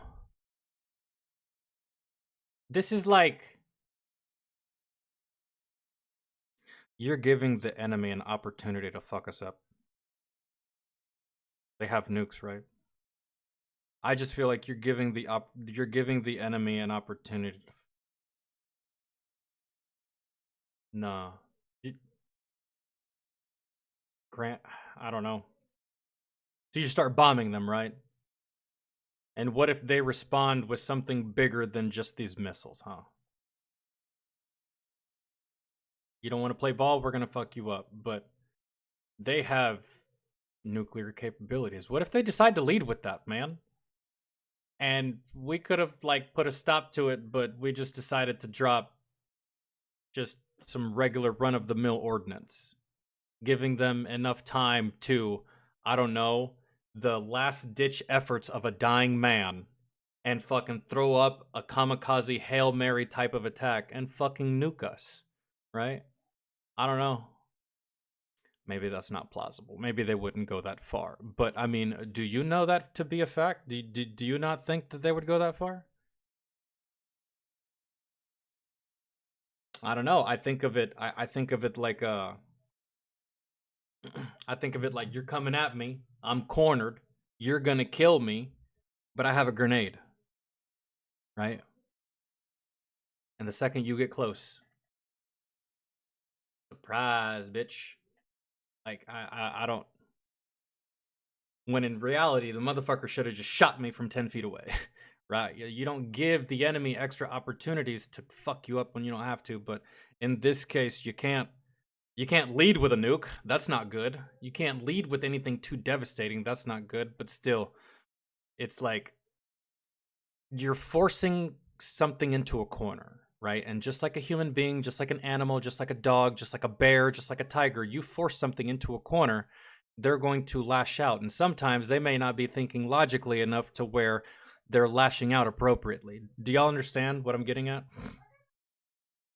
The US and Iran have been in this kind of low-key proxy war going on between the two for years. But America so far has not conducted large-scale direct strikes against Iran since 1980s. After nearly a week of waves of airstrikes, my personal assessment so far is that these strikes will put pressure on the Houthis and it will hurt their capabilities. But if the past is any indication of the future, it's not going to stop Iran from just spending more money to back more crazy motherfuckers that are going to do their bidding for them. So, I mean, you can continue to react to what Iran's doing, or you can proactively try to stop what Iran's doing. But simply we'll see. Won't be able to stop them outright. Say that because the Houthis have been bombed by the Saudis, the United States, the UK for years now, and they still manage to operate with the help of Iran, usually for an air campaign to be successful in destroying a force and its capabilities. There needs to be some kind of major ground campaign in coordination with it, like when ISIS was largely destroyed thanks to major partner forces on the ground also fighting, which is something we don't see in Yemen. Air and missile campaigns alone historically have limited outcomes. When the White House was asked about this, they answered that they haven't ruled out using ground forces at this time, but that would likely be unpopular of a decision if it was made. No ground forces. Not at all. Because then that's just going to be Afghanistan all over again. Even if we send ground forces in and we manage to wipe out every single living, breathing Houthi, guess what? 6 weeks, 6 months, a year later, there is a brand new group that is causing problems. Because you're not dealing with the problem, you're dealing with a side effect, man. The virus is Iran. Dude, so until we act like I don't know. You could kill all these fuckers, man. It's just they're gonna come back, just like in Afghanistan, man. And there was a while there where the enemy was flat out hiding from us. They didn't even want to play, right? And then we leave, and guess what happens? They retake the country. So no, we're not sending in fucking ground troops for what? To die for nothing? To lose their lives on something that's not even our fuck? Well, it does affect us, but like, no. Man, keep bombing them. I'd rather spend an extra couple bucks on missiles than lost lives that is unnecessary. No, this would literally be Afghanistan all over again. And we would be there forever and accomplish nothing. Because until we actually decide to just like walk up to Iran's door and be like, yo, open the fuck up, then this is going to continue to be a thing. And it's going to be a nonstop cat and mouse game between Americans and these fucking rebels. And if it's not them, it's somebody else. So that's just it. Until you decide to actually deal with the root cause of the problem, we're just going to keep shooting in this general direction and hoping for a decent outcome, I guess. So, absolutely not. No ground troops. That's stupid, in my opinion. Hell no. Yes, exactly. That's a perfect thing. You're treating the symptom, not the disease. And, like, we need to stop being reactionary like that, man. Like, because, you know, let's say you catch like a 9-year-old kid in your front yard on tearing up the grass, doing stupid shit, blah, blah, blah. What's your first instinct? Your first instinct's not going to be to beat the fuck out of the kid. Your first instinct is like, yo, where the fuck is your parents? Go get me your mother. No, you're not going to kill this kid in the street. No, that's not how you do that, right? You're also not going to beat his ass and your kid, right? No, you're going to talk to the parents. That's it. Because they're the ones that can do something about it. So...